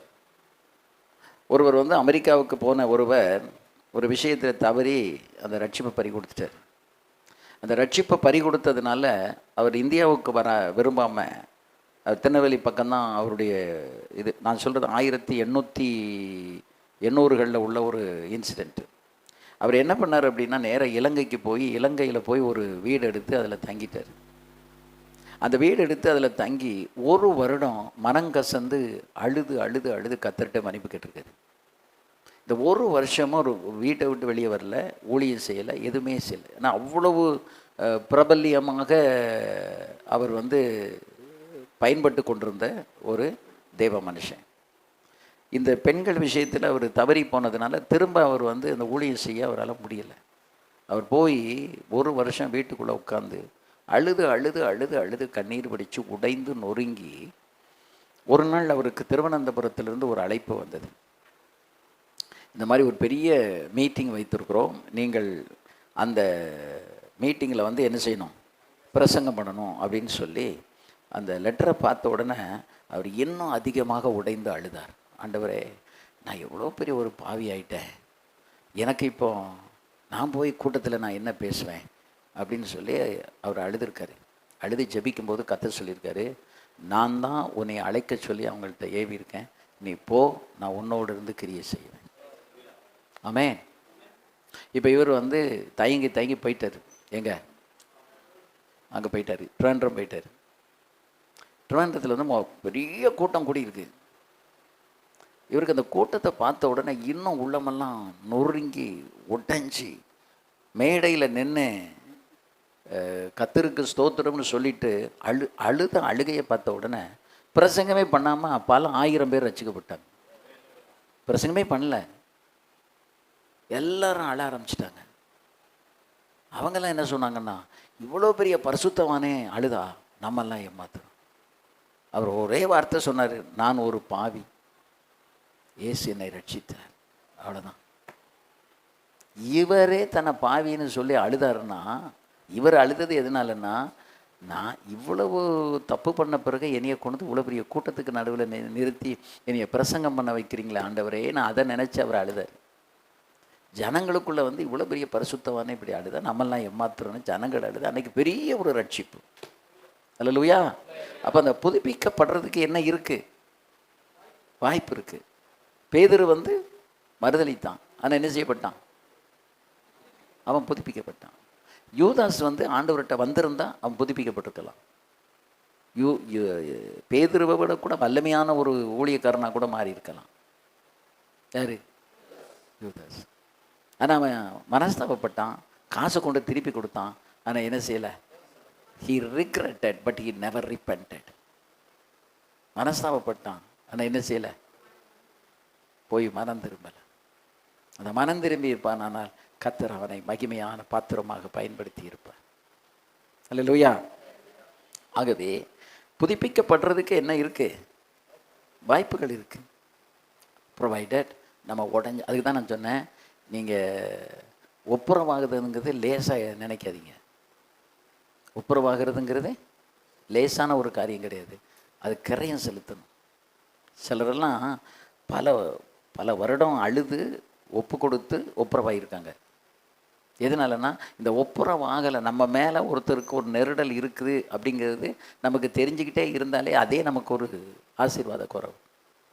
உடனே அவங்ககிட்ட என்ன செய்யணும்? போய் ஒப்புரவாகி சீர்படாமல், அதை சீர்படுத்தாமல் நாம் இருக்கக்கூடாது. ஏன்னா வேதம் சொல்லுது, உன் சகோதரனுக்கு உன் பேரில் குறை உண்டானால் அங்கே தானே பலிபீடத்தை நீ வச்சுட்டு நீ போய் ஒப்புரவாயிட்டு திரும்ப வந்து பலி செலுத்துன்னு சொல்லியிருக்கு. அப்படின்னா காணிக்க கூட நம்ம வந்து ஒரு சரியில்லைன்னா போடக்கூடாது. காணிக்க கூட சரியில்லைன்னா என்ன செய்யக்கூடாது? போடக்கூடாது. அந்த காணிக்கை என்ன செய்யப்படாது? அங்கீகரிக்கப்படாது. ஆமென், அல்லேலூயா. அப்படியானால் அருமையான கர்த்தருடைய பிள்ளைகளை, இன்னும் ஒரு வசனத்தை கூட வாசிங்க. 1 தீமோத்தேயு 2:16.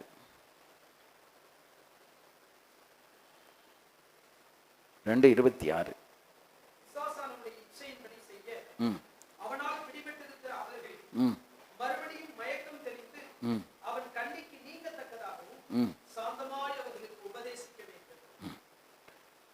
ஏன்னா அவங்க இப்போ எதுக்குள்ளே இருக்கிறாங்க? பிசாசனுடைய இச்சையில் பிடிபட்டிருக்காங்க. அந்த இச்சையில் பிடிபட்டிருக்கிறதுனால என்ன செய்யக்கூடாது? அவங்களுக்கு போய் நீ சாந்தமாக போய் புத்தி சொல்லு அப்படிங்கிறார். ஏன் அப்படின்னா அவங்க இப்போ எதுக்குள்ளே சிக்கி கிடக்காங்க? பிசாசனுடைய இச்சையில் இவர்கள் சிக்கி மயங்கி இருக்கிறாங்க. அப்போ அந்த பிசாசனுடைய இச்சைக்குள்ளே போய் மயங்கி இருந்தால் நம்ம ஜீவியமும் போச்சு, ஊழியமும் போச்சு. ஜீவியம் போச்சு, ஊழியமும் போச்சு. அதாவது இந்த ரட்சிப்பு தேவனுடைய கிருபையினால் கிடைத்ததுனால விசுவாசிகளும் ஊழியர்களும் தங்களுடைய ஆவிக்குரிய வாழ்க்கையை என்ன செய்து கொள்ளணும்? காத்து கொள்ள வேண்டும். ரட்சிப்பு இலவசமாய் கிடைத்ததுனால அதனுடைய மதிப்பை உணராமல் அதை காத்துக்கொள்ள இன்றைக்கு மக்கள் தவறுகிறார்கள். அதுதான் அதில் இருக்கக்கூடிய பெரிய அதுக்கு தான் பவுல் சொன்னார், நீ பயத்தோடு நடுக்கத்தோடு உங்கள் ரட்சிப்பு நிறைவேற என்ன செய்யுங்க? பிரயாசப்படுங்க. நம்ம பிரயாசப்படணும். கிறிஸ்தவ ஜீவியம் அப்படிங்கிறது கரைதரை இல்லாத ஒரு ஜீவியம்னா அது ரொம்ப பெர்ஃபெக்டாக இருக்க வேண்டிய ஒரு ஜீவியம். ஆமென். இப்போ ஜான் வெஸ்லி அவர் சொல்கிறாரு, அவர் ஒரு கிட்டத்தட்ட ஒரு 6 பிரின்சிபல் வச்சுருக்காரு. 7 பிரின்சிபல்.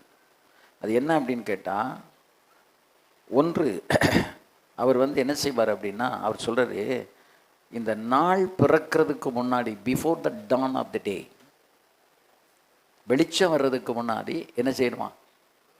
எழுந்திருந்து ஜெபிக்கணுமா. அவர் 50 வருஷமாக கடைப்பிடித்த 7 காரியங்கள். ஒன்று, 4 மணிக்கு அவர் எழும்பிடுவாராம். எத்தனை மணிக்கு? 4 o'clock in the morning. 4 மணிக்கு அவர் எழும்பி என்ன செய்ய ஆரம்பிப்பாராம்? ஜெபிக்க ஆரம்பிப்பாராம். அதாவது அதில் முக்கியமானது என்ன அப்படின்னா, இந்த 4 மணிக்கு நாம் எழும்பி ஜெபிக்கலை அப்படின்னா இந்த உலகம் நம்மளை விழுங்கிரும் அப்படிங்காரு. இந்த உலகம் என்ன செய்யும்? விழுங்கிரும். அப்போ உலகம் நம்மளை விழும்பாதபடிக்கு உலகம் விழித்து கொள்வதற்கு முன்பு யார் விழித்து கொள்ளணும்? தேவ பிள்ளைகள், தேவ ஊழியக்காரர்கள் நாம் விழித்து கொள்ள வேண்டும். அதிகாலையில் நாம் எழுப்பி பழங்க வேண்டும். அப்படி அவர் எத்தனை வருஷம் ப்ராக்டிஸ் பண்ணாராம்? 50 வருஷம் ப்ராக்டிஸ் பண்ணாராம். அல்லேலூயா, ஆமென். 2வது பிரின்சிபல் அதாவது ஒவ்வொரு நாளும் படுக்கைக்கு போகிறதுக்கு முன்னால் நம்முடைய இருதயத்தை பரிசோதித்து பார்க்கணுமா. ஒவ்வொரு நாளும் அவன் என்னப்பட மாட்டான்? நியாயத்திற்கப்பட மாட்டான். அப்போ ஒவ்வொரு நாளும் அவர் தனக்குள்ள ஆண்டவருடைய கிருபைக்காக கெஞ்சி, இன்றைக்கு நான் ஏதாவது என்னுடைய வார்த்தைகளே நான் தவறு பண்ணியிருக்கிறேனா, ஆவிக்குரிய பரிசுத்தத்தை தாண்டி நான் ஏதாவது பேசியிருக்கேனா, நான் ஏதாவது செய்திருக்கேனா அப்படின்னு சொல்லி தன்னைத்தானே என்ன செய்வாராம்? சோதித்து பார்ப்பார். நமக்கு அப்படி பரிசோதனை செய்கிற ஒரு நேரமாக அனுபவமெல்லாம் நமக்கு இன்னையிலிருந்து அதை செய்யுங்க. இன்றிலிருந்து ராத்திரி படுக்க போகிறதுக்கு முன்னால், இன்றைக்கி நான் யார்கிட்ட பேசினேன், அந்த பேச்சில் ஏதாவது வயலேஷன் ஆகிருக்கேனா, ஆண்டவருக்கு பிரியமில்லாதது எதுவும் பேசியிருக்கேனா, தீமைக்கு ஏதுவான எதையாவது ஒன்று பேசியிருக்கேனா, அல்லது யாரும் பேசினா கேட்டிருக்கேனா, இது எல்லாத்தையும் கணக்கு பார்த்து நம்ம படுக்கைக்கு போகிறதுக்கு முன்னால் என்ன செஞ்சிடணும்? சோதித்து அறிந்து அறிக்கையிட்டு அதிலிருந்து நம்ம என்ன செய்யணும், விலக வேண்டும். அல்லேலூயா. அது அவர் வந்து டெய்லி செய்தாராம். அதுக்கடுத்து மூணாவது வந்து, அதாவது இந்த லூக் வாமா இருக்காங்கல்ல, வெதுவெதுப்பான ஜீவியம் உள்ளவங்க, அந்த கம்பெனியை விட்டு தூர விலகி ஓடு அப்படிங்கிறாரு. ஏன்னா அந்த லூக்கம் ஸ்பிரிட் என்ன செய்யும் தெரியுமா, இங்கேயும் இல்லாமல் அங்கேயும் இல்லாமல் இருந்து உங்களையும் அதுக்கு எடுத்து போட்டுரும். பார்க்குறதுக்கு எப்படி இருக்கும், ஆவியில் இருந்த மாதிரி தெரியும், ஆனால் உண்மையான ஆவிக்குரியவங்களாக இருக்க மாட்டாங்க. அவங்களுக்குள்ள வெதுவெதுப்பான ஆவி. அப்போ அந்த வெதுவெதுப்பான அனுபவம் என்பது என்னது, ஆண்டவர் வாந்தி பண்ணி போடுவார். இப்போ அவங்களோட போய் நீங்கள் சாவகாசம் வச்சு பழகுறீங்கன்னு வைங்களேன், உங்களுக்குள்ள என்ன ஆவி வந்துடும், அதே ஆவி வந்துடும், வெதுவெதுப்பான ஆவி உங்களுக்குள்ளே வந்துடும். நமக்கு அப்படி இல்லை. நீ அனலாயாவது குளிராயாவது இருந்தால் உனக்கு நலமாக இருக்கும். அப்போ இந்த இந்த ஆவிக்குரிய ஜீவியத்தில் நம்ம யார் கூட சேர்ந்துருக்கிறோமோ அவங்களுக்குள்ள என்ன ஆவி இருக்கக்கூடாது, வெதுவெதுப்பான ஆவி இருக்கக்கூடாது. நீங்கள் கோவப்படுறவங்க கூட நீங்கள் சேர்ந்து பழகிக்கிட்டே வந்தீங்கன்னா கொஞ்ச நாளையில் நீங்கள் என்ன செய்ய ஆரம்பிப்பீங்க, என்னடா இப்போ முன்னால் மாதிரி நான் இல்லையே, இப்போ ஏதோ நான் அடிக்கடி கோவப்பட்டுருந்தேனே, அந்த ஸ்பிரிட் எங்கேருந்து வந்துச்சு? நீங்கள் அவங்களோட பழகிட்டு இருக்கீங்க, உட்காந்து டீ குடிக்கிறீங்க, சாப்பாடு குடிக்கிறீங்க, அவங்க வீட்டுக்கு போகிறீங்க, அவங்க உங்கள் வீட்டுக்கு கூப்பிட்றாங்க, உங்கள் வீட்டுக்கு கூப்பிட்றீங்க, நீங்கள் எல்லாம் பேசுகிறீங்க, எல்லாம் செய்கிறீங்க. இந்த பரிமாற்றத்தில் தான் எது ட்ரான்ஸ்ஃபர் ஆகும், இந்த ஸ்பிரிட் வந்து ட்ரான்ஸ்ஃபர் ஆகும். அப்போ அப்படிப்பட்டவங்ககிட்ட என்ன செய்யக்கூடாது, உபதேச கோளாறு உள்ளவங்க, பரிசுத்தமான ஜீவியம் இல்லாதவங்க, வெதுவெதுப்பான ஜீவியம் உள்ளவங்க, கத்தரை புறக்கணிக்கிறவங்க, உபதேசத்தை கை கொள்ளாதவங்க, அவங்கக்கிட்ட நம்ம என்ன செய்யக்கூடாது, எந்த சாவகாசமும் வைத்து கொள்ளக்கூடாது. அவங்களோட நம்ம சாவகாசம் வச்சா அது என்னது, நமக்கு அது கேடுதான், நம்ம ஆவியை கெடுத்துரும். அதுதான் அந்த ஐக்கியம் என்பது யாரோட ஐக்கியப்படணும், குமாரனாகிய இயேசு கிறிஸ்துவோடும் அவரை தொழுது கொள்ளுகிறவர்களோடு நாம் ஐக்கியம் வைக்கணும். பழகிட்டோம் ஒருத்தட்ட அப்படின்னா நீங்கள் பழகும் போதே அவங்களுக்கு என்ன குணம் இருக்குது, என்ன சுபாவம் இருக்குன்னு கண்டுபிடிக்கணும். இது அது சரியில்லைன்னு தெரிஞ்சால் அப்படி பகைக்க வேண்டாம், ஆனால் விலகிடணும். அவங்களோட திரும்ப என்ன வைக்கக்கூடாது, சாவகாசம் வைக்கக்கூடாது. அது என்ன ஆகும் அப்படின்னா நம்மளை கெடுத்துரும், நம்ம ஆவி கரப்ட் ஆகிடும். நான் ஏன்னா டெய்லி கேட்டுக்கிட்டு இருக்கோம், பார்த்துக்கிட்டே இருக்கோம். இப்போ உங்கள் கூட ஒருத்தர் இருக்கிறாரு, அவர் அடுத்தவங்கள பற்றியே பேசிக்கிட்டே இருக்காரு, குறை சொல்லிக்கிட்டே இருக்காரு. ஒருத்தர் யோக்கியம் இல்லை அப்படின்னு அவர் தன்னைத்தான் யோக்கியம்னு காட்டுறதுக்கு பாராரு, அப்படி தெரியுது. முதல்ல அப்படிப்பட்டவங்களை விட்டு என்ன செய்யணும், விலகல். அப்படின்னா அந்த ஆவி வந்து நம்மளை கெடுத்துரும். சிலர் வீட்டுக்கு வந்துட்டு போனாலே குடும்பத்தில் கணவன் மனைவிக்கு சண்டை வந்துடும் தெரியுமா? நீங்கள் உங்கள் குடும்பத்தில் நடந்திருக்கா, அதில் வேறு யாரும் சொல்லி கேட்டிருக்கீங்களா? வீட்டுக்கு வந்துட்டு பேசிகிட்டு இருந்துட்டு போனாலே என்ன ஆயிரும், சண்டை வந்துடும். ஏன் தெரியுமா? அந்த வந்துட்டு போனவருக்குள்ளே என்ன இருக்கும், அந்த ஸ்பிரிட் இருக்கும். அது உங்கள் வீட்டில் உணர்ந்து விட்டுட்டு போயிடுவார். இப்போ நீங்கள் வந்து நல்ல ஒரு அமெரிக்காவில் ஒரு நல்ல பெரிய ப்ரீச்சர், எனக்கும் அவர் தெரியும். 3 நாள் ஸ்பெஷல் மீட்டிங்கு போயிருக்காரு. இது வந்து பாஸ்டர் ஜான்ராஜ் மதுரையில் உள்ள சினாடு மீட்டிங்கில் அவர் பேசும்போது சொன்னார், 3 நாள் எழுப்புதல் கூட்டம், ரொம்ப கூட்டம் நல்லா இருந்துச்சு, ஜனங்கள்லாம் ரொம்ப என்ஜாய் பண்ணாங்க. திங்கக்கிழமை பாஸ்டருக்கு எல்லாம் அங்கே லீவு, அமெரிக்காவில் திங்கக்கிழமையெல்லாம் லீவு, எந்த விசுவாசியும் கான்டாக்ட் பண்ண மாட்டாங்க. இவர் மனைவியை உட்காந்து பேசிகிட்டு இருக்கும்போது ஒரு நாள் அவங்களுக்குள்ள சண்டை வந்ததே இல்லை. திடீர்னு ஒரு சண்டை. இவர் யோசிச்சு பார்க்காரு, மனைவி இப்படி பேச மாட்டாளே. மனைவி யோசிக்கிறாங்க, பாஸ்டர் இப்படி பேச மாட்டார், என்ன திடீர்னு இப்படி சண்டைக்கார மாதிரி பேசிக்கிட்டு இருக்கானே.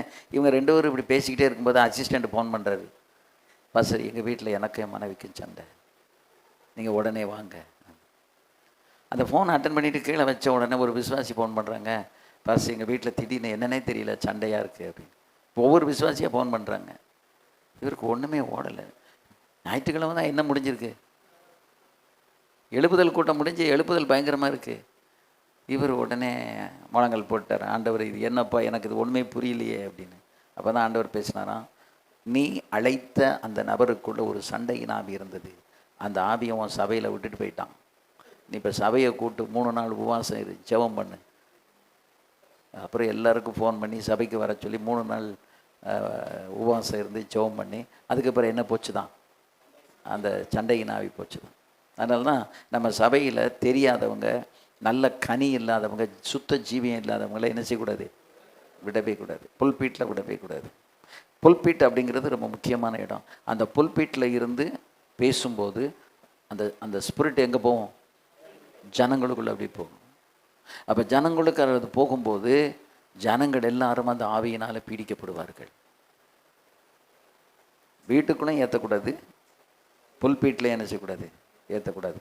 நமக்கு புல்பீட்டில் ஏற்றுறோம் அப்படின்னா நமக்கு நல்லா தெரிஞ்சவங்க, அவங்க சாட்சி ஜீவியம் இருக்குது, அவங்களுக்கு நல்ல கனி உள்ள வாழ்க்கை இருக்குது, அவங்கள நீங்கள் பயன்படுத்தலாம். ஆமே, அல்லேலூயா. அப்போது இந்த ஜான் வெஸ்லி வந்து 4வது சீக்ரெட் என்ன தெரியுமா? Read the scriptures not to know more but to என்ன செய்யணும், பி டிரான்ஸ்ஃபார்ம்டு. நீ மறுரூபமாவதற்காக வேதத்தை வாசி. வேதத்தை வாசிக்கிறது இந்த தியானிக்கிறதெல்லாம் எதுக்காக? நமக்குள்ள ஒரு டிரான்ஸ்ஃபர்மேஷன் வர்றதுக்காக. அவர் சொல்றாரு, சில நேரத்தில் ஒரு வசனம் தான் அன்றைக்கி வாசித்திருப்பானா, அந்த ஒரு வசனத்திலேயே அவர் நின்று தியானம் பண்ணி அந்த வசனத்துக்கு தகுந்த மாதிரி தன் வாழ்க்கையை சோதித்து ஏதாவது குறை இருக்குமானாலும் அதை அறிக்கையிட்டு அன்னன்னைக்கு அவர் கணக்கு க்ளீன் பண்ணிடுவாராம்.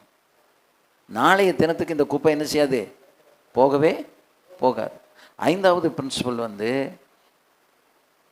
நம்ம வந்து உபவாசம் பண்ணணுங்கிற நிர்பந்தத்தினால் என்ன செய்யக்கூடாது, உபவாசம் பண்ணக்கூடாது. ஆனால் ஆண்டவர் மேலே இருக்கிற தாகத்தினாலையும் பாரத்தினாலையும் என்ன செய்யணுமா, அந்த உபவாசத்தை நாம் மேற்கொள்ள வேண்டும்.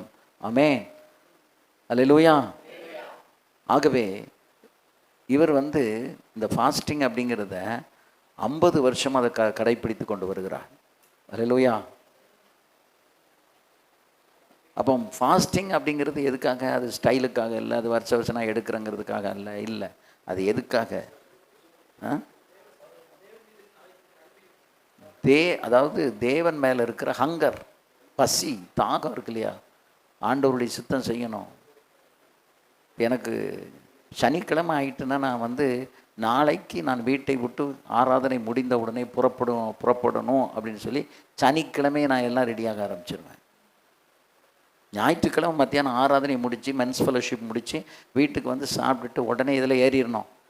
காரில் 2-2:30க்கெல்லாம் கிளம்பிடணும். அப்போ தான் 10 மணிக்கு போய் சேர முடியும். 7 மணி நேரம் 8 மணி நேரம் ட்ராவல் பண்ண முடியும். அது என்னது? ஹங்கர், ஒரு தாகம். நமக்கு கத்தர் கொடுத்த அனுபவத்தையும் கத்தர் கொடுத்த வார்த்தையும் கொண்டு போய் உள்ளங்கள் என்ன செய்யணும், போடணும். உள்ளங்களை போட்டு, அதாவது நம்ம என்ன செஞ்சிட்ருக்கோம் தெரியுமா? ஒரு பிரசங்கத்தை கேட்டுக்கிட்டு இருக்கல, ஆனால் என்ன பண்ணிக்கிட்டு இருக்கோம்? நம்ம பாத்திரமாகிய இந்த இருதயத்தை கழுவி சுத்தம் பண்ணிக்கிட்டு இருக்கோம். பவுடர் போட்டு என்ன செஞ்சிகிட்டு இருக்கோம்? சுத்தம் பண்ணிக்கிட்டு இருக்கிறோம். நீங்கள் இந்த இருதயத்தை சுத்தம் பண்ணிட்டீங்கன்னா உங்களை கத்தர் அபரிவிதமாக பயன்படுத்த ஆரம்பிச்சிருவார். அல்லேலூயா, ஆமென்.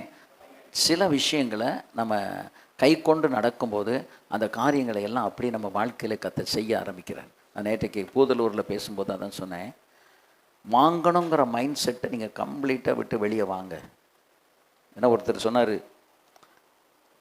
கூட்டத்துக்கு வாங்கன்னு சொன்னாலே என்ன கேட்குறாங்க, என்ன கிடைக்கும், என்ன கொடுப்பீங்க. அந்த என்ன கொடுப்பீங்கன்னு கேட்குறவங்க கூட்டத்துக்கே வேண்டாம், கூட்டத்துக்கே வேண்டாம். ஏன்னா அவங்களுடைய மைண்டு முழுவதும் எதில் இருக்குது? மெட்டீரியலில், ஒரு பொருள் மேலே தான் அவங்க கண் இருக்குது. எனக்கு இங்கே போன ஆவிக்குரிய ஜீவியத்தில் நான் சுத்திகரிக்கப்படுவேனா, நான் இன்னும் இப்போ இருக்கிறத விட இன்னும் வல்லமையாக பயன்படுறதுக்கான சில வார்த்தைகள் எனக்கு கிடைக்காதா, அதை நோக்கி வருகிறவர்களை தான் நாம் ட்ரெயின் பண்ண முடியுமே ஒழிய, இந்த பொருளுக்காக மைண்டில் வச்சுக்கிட்டு வர்றவங்க அவங்க வந்தாலும் எப்பண்டா அந்த பொருள் கொடுப்பாங்க, எப்போ நம்ம போவோன்னு தான் இருப்பாங்க. அதான் ஒருத்தர் சொன்னார், அப்படி கொடுத்து கெடுத்துட்டாங்கன்னாரு. இன்னும் ஒருத்தர் சொன்னார், கொடுக்கறத வாங்கிட வேண்டியது தானே. நான் அவர்கிட்ட சொன்னேன், பாஸ்டர் என்னைக்கு நீங்கள் கொடுக்கணுங்கிற மென்டாலிட்டி உங்களுக்கு வரும்?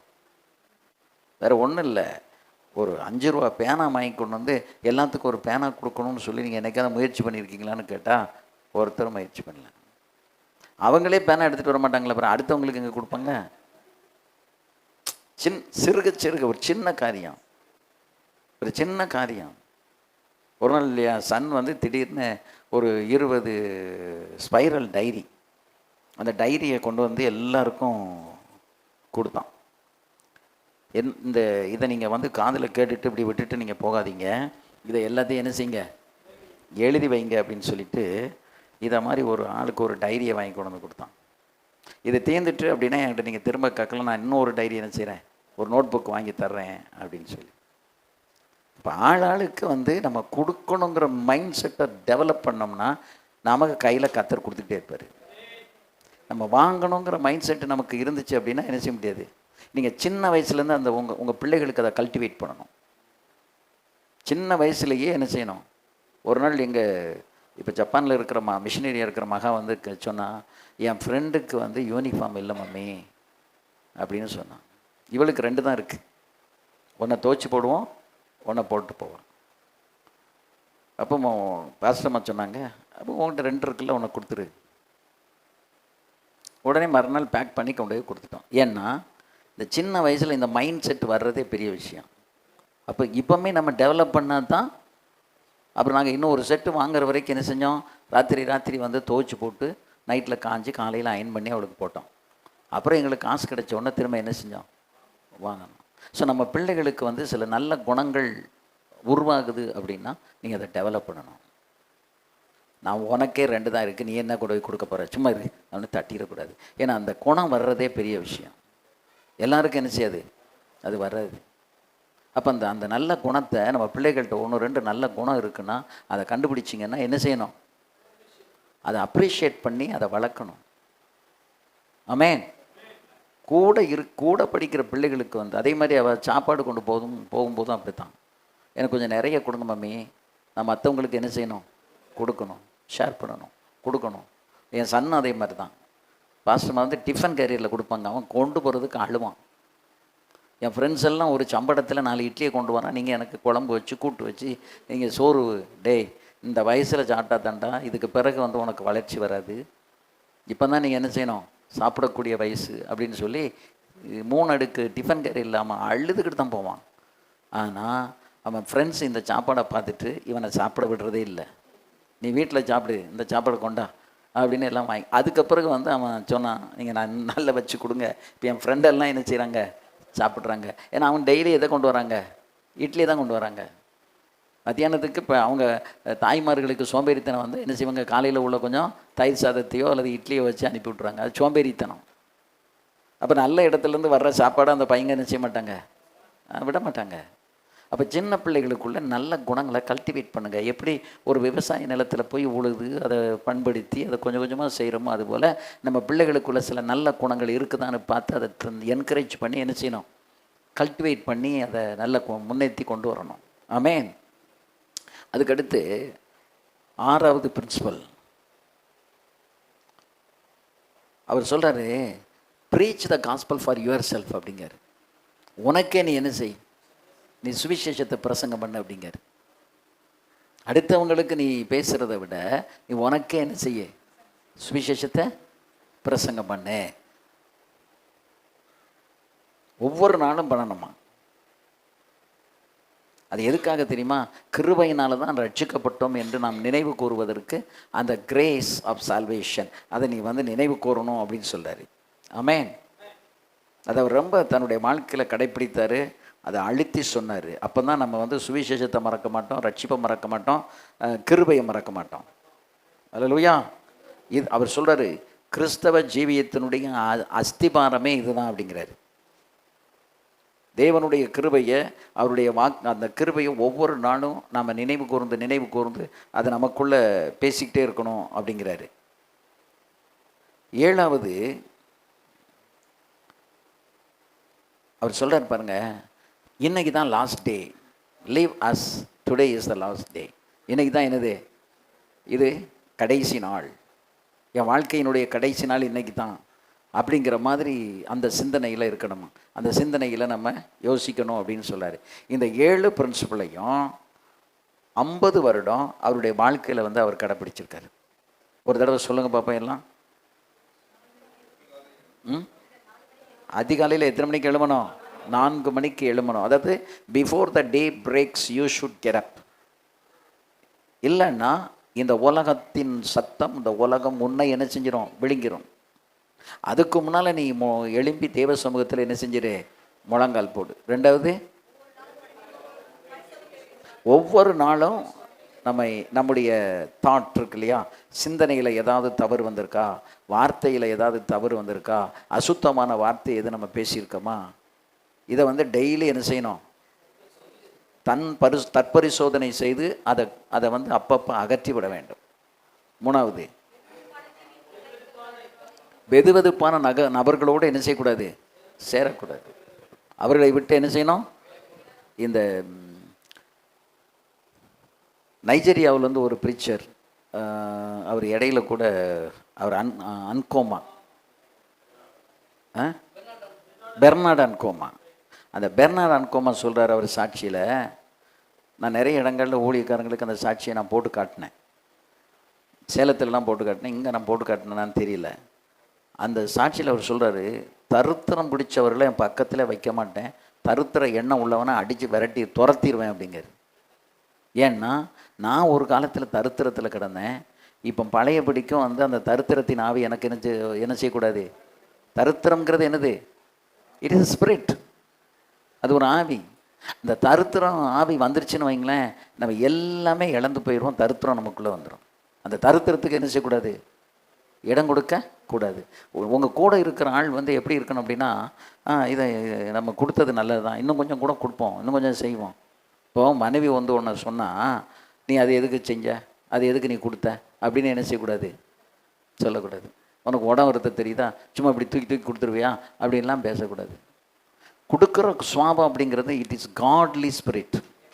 அது தேவனுடைய சுவாபம். எல்லாருக்கும் கொடுக்க முடியாது. சொல்லுவாங்க தெரியுமா, எச்சு கைட்டு காக்கா விரட்ட மாட்டாங்க, அறுத்த கைக்கு சுண்ணாம்பு கொடுக்க மாட்டாங்கன்னு. அடுத்தவங்களுக்கு உனக்கு கொடுக்கணுங்கிறது என்ன செய்யாது? சாமானியமாக வராது.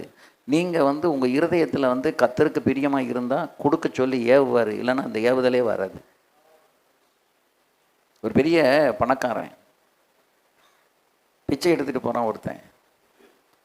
அன்றைக்கி ஒரு 4 இட்லி சூட சூட மிஞ்சிட்டு அந்த வீட்டில் வேலை செய்கிற அம்மா இட்லியை வச்சுக்கிட்டு வாசலில் நிற்கிறாங்க. இவன் ஒவ்வொரு வீடும் அம்மா பிச்சை போடுங்க பிச்சை போடுங்கன்னு கேட்டுகிட்டே வரான். இந்த சத்தம் கேட்டவுடனே இந்த அம்மா வாசலில் போய் நின்று அந்த 4 சுட சுட இட்லியை வச்சுக்கிட்டு நிற்கிது. இவன் அந்த இடத்துல வந்தவுடனே வாயை மூடிக்கிட்டு அந்த வீட்டை தாண்டி போய் அடுத்த வீட்டில் சத்தம் போடுறான். உடனே இந்த அம்மா வந்து கூப்பிடுது, நான் சுட சுட இட்லி வச்சுக்கிட்டு நான் நின்றுக்கிட்டு இருக்கேன், அந்த வீட்டு இட்லி எனக்கு வேண்டாம். ஏன்? பணக்காரன் தான், 2 பிள்ளைகளும் மொடமாக வீட்டில் படுத்து கிடக்காங்க, நிறைய சொத்து இருக்குது, ஆனால் சாபம். அது யாருக்கு தெரியுது? பிச்சைக்காரனுக்கு தெரியுது. பிச்சைக்காரனே தெளிவாக இருக்கான், இந்த வீட்டு இட்லி எனக்கு.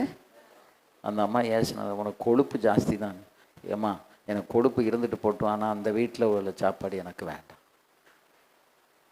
இதாங்க அந்த இடத்துல உள்ள ஒருத்தர் என்கிட்ட சொன்னது நான் சொல்கிறேன். இப்போ பிச்சைக்காரன் கூட எந்த வீட்டில் பிச்சை வாங்கணும்னு விவேகமாக இருக்கான். அப்போ கொடுக்கறதுங்கிறது என்ன குணம்?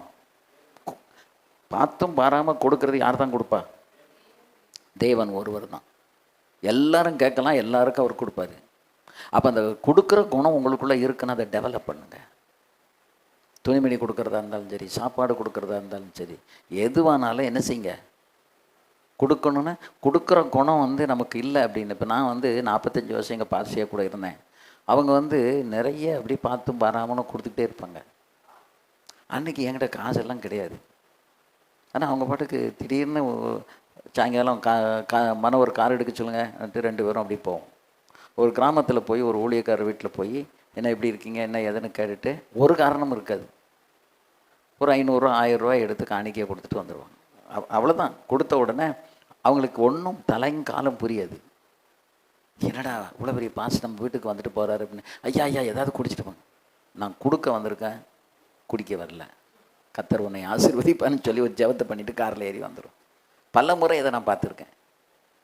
இப்போ அன்றைக்கி ஒரு இடத்துல நான் உட்காந்துட்டு இருந்தேன். இந்த ஒரு இடத்துக்கு போயிட்டு ஒரு டீ கடையில் போய் உட்காந்து பாஸ்டமாவும் நானும் டீ சாப்பிட்டுட்டு இருந்தோம்.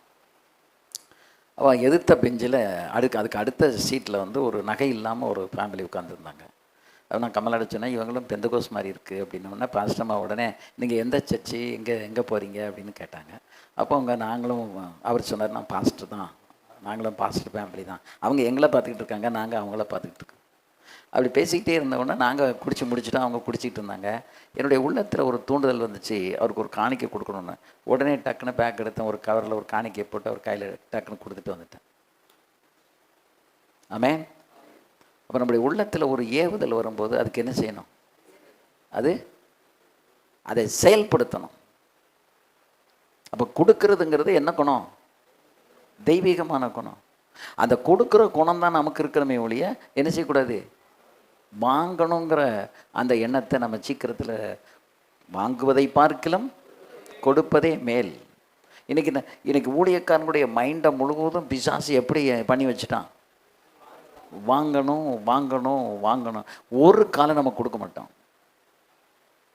வாங்கணுங்கிற எண்ணம் இருந்துச்சுன்னா, ஒரு நாள் நானும் CS தாஸ் அவங்க ஊர் வழியாக போகிறோம். காலையில் எதுக்கோ நான் போனேன், அவரும் உட்காந்துருக்காரு. போகும்போது நான் தான் கார் ஓட்டிகிட்டு போனேன், இன்றைக்கி டிரைவர் இல்லை. எங்களுக்கு முன்னால் காலையில் ஒரு 7 மணிக்கு சட்டையும் போடாமல் ஒருத்தர் நடந்து போகிறாரு. உடனே நான் காரை நிறுத்தி, ஏஸ்தஸ் அந்த போர்வை பின்னால் இருக்குல்ல, அதை எடுத்து அந்த ஆளுக்கு மூடி விடுங்க அப்படின்னு சொல்லி காரை நிறுத்தி போர்வை எடுத்து அவர் மூடி விட்டுக்கிட்டு இருக்காரு. இவர் வந்து ஒரு வீட்டில் டெய்லி வந்து சாப்பிடுவாராம். அன்னைக்கு வரலையாம்.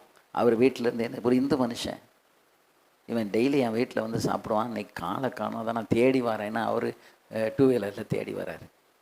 அவர் வந்து நிற்கிறாரு, நாங்களும் துணியை போட்டுக்கிட்டு இருக்கோம். அவர் வந்து சாப்பாடை கையில் எடுத்து கொண்டு வந்து கொடுக்காரு. அதுக்கப்புறம் அவர் சொன்னார், ஒரு விவோவோட மகன், மைண்டு சரியில்லை, நான் டெய்லி எங்கள் வீட்டில் வந்து சாப்பிட்டு போவான், இன்றைக்கி சாப்பாட்டுக்கு வரலன்ன உடனே என் மனைவி வந்து நீங்கள் தேடி எங்கேயாவது நின்னா போய் கொடுத்துட்டு வந்துருங்கன்னு சொன்னால், அதை நான் காலையிலே தேடி வரேன்.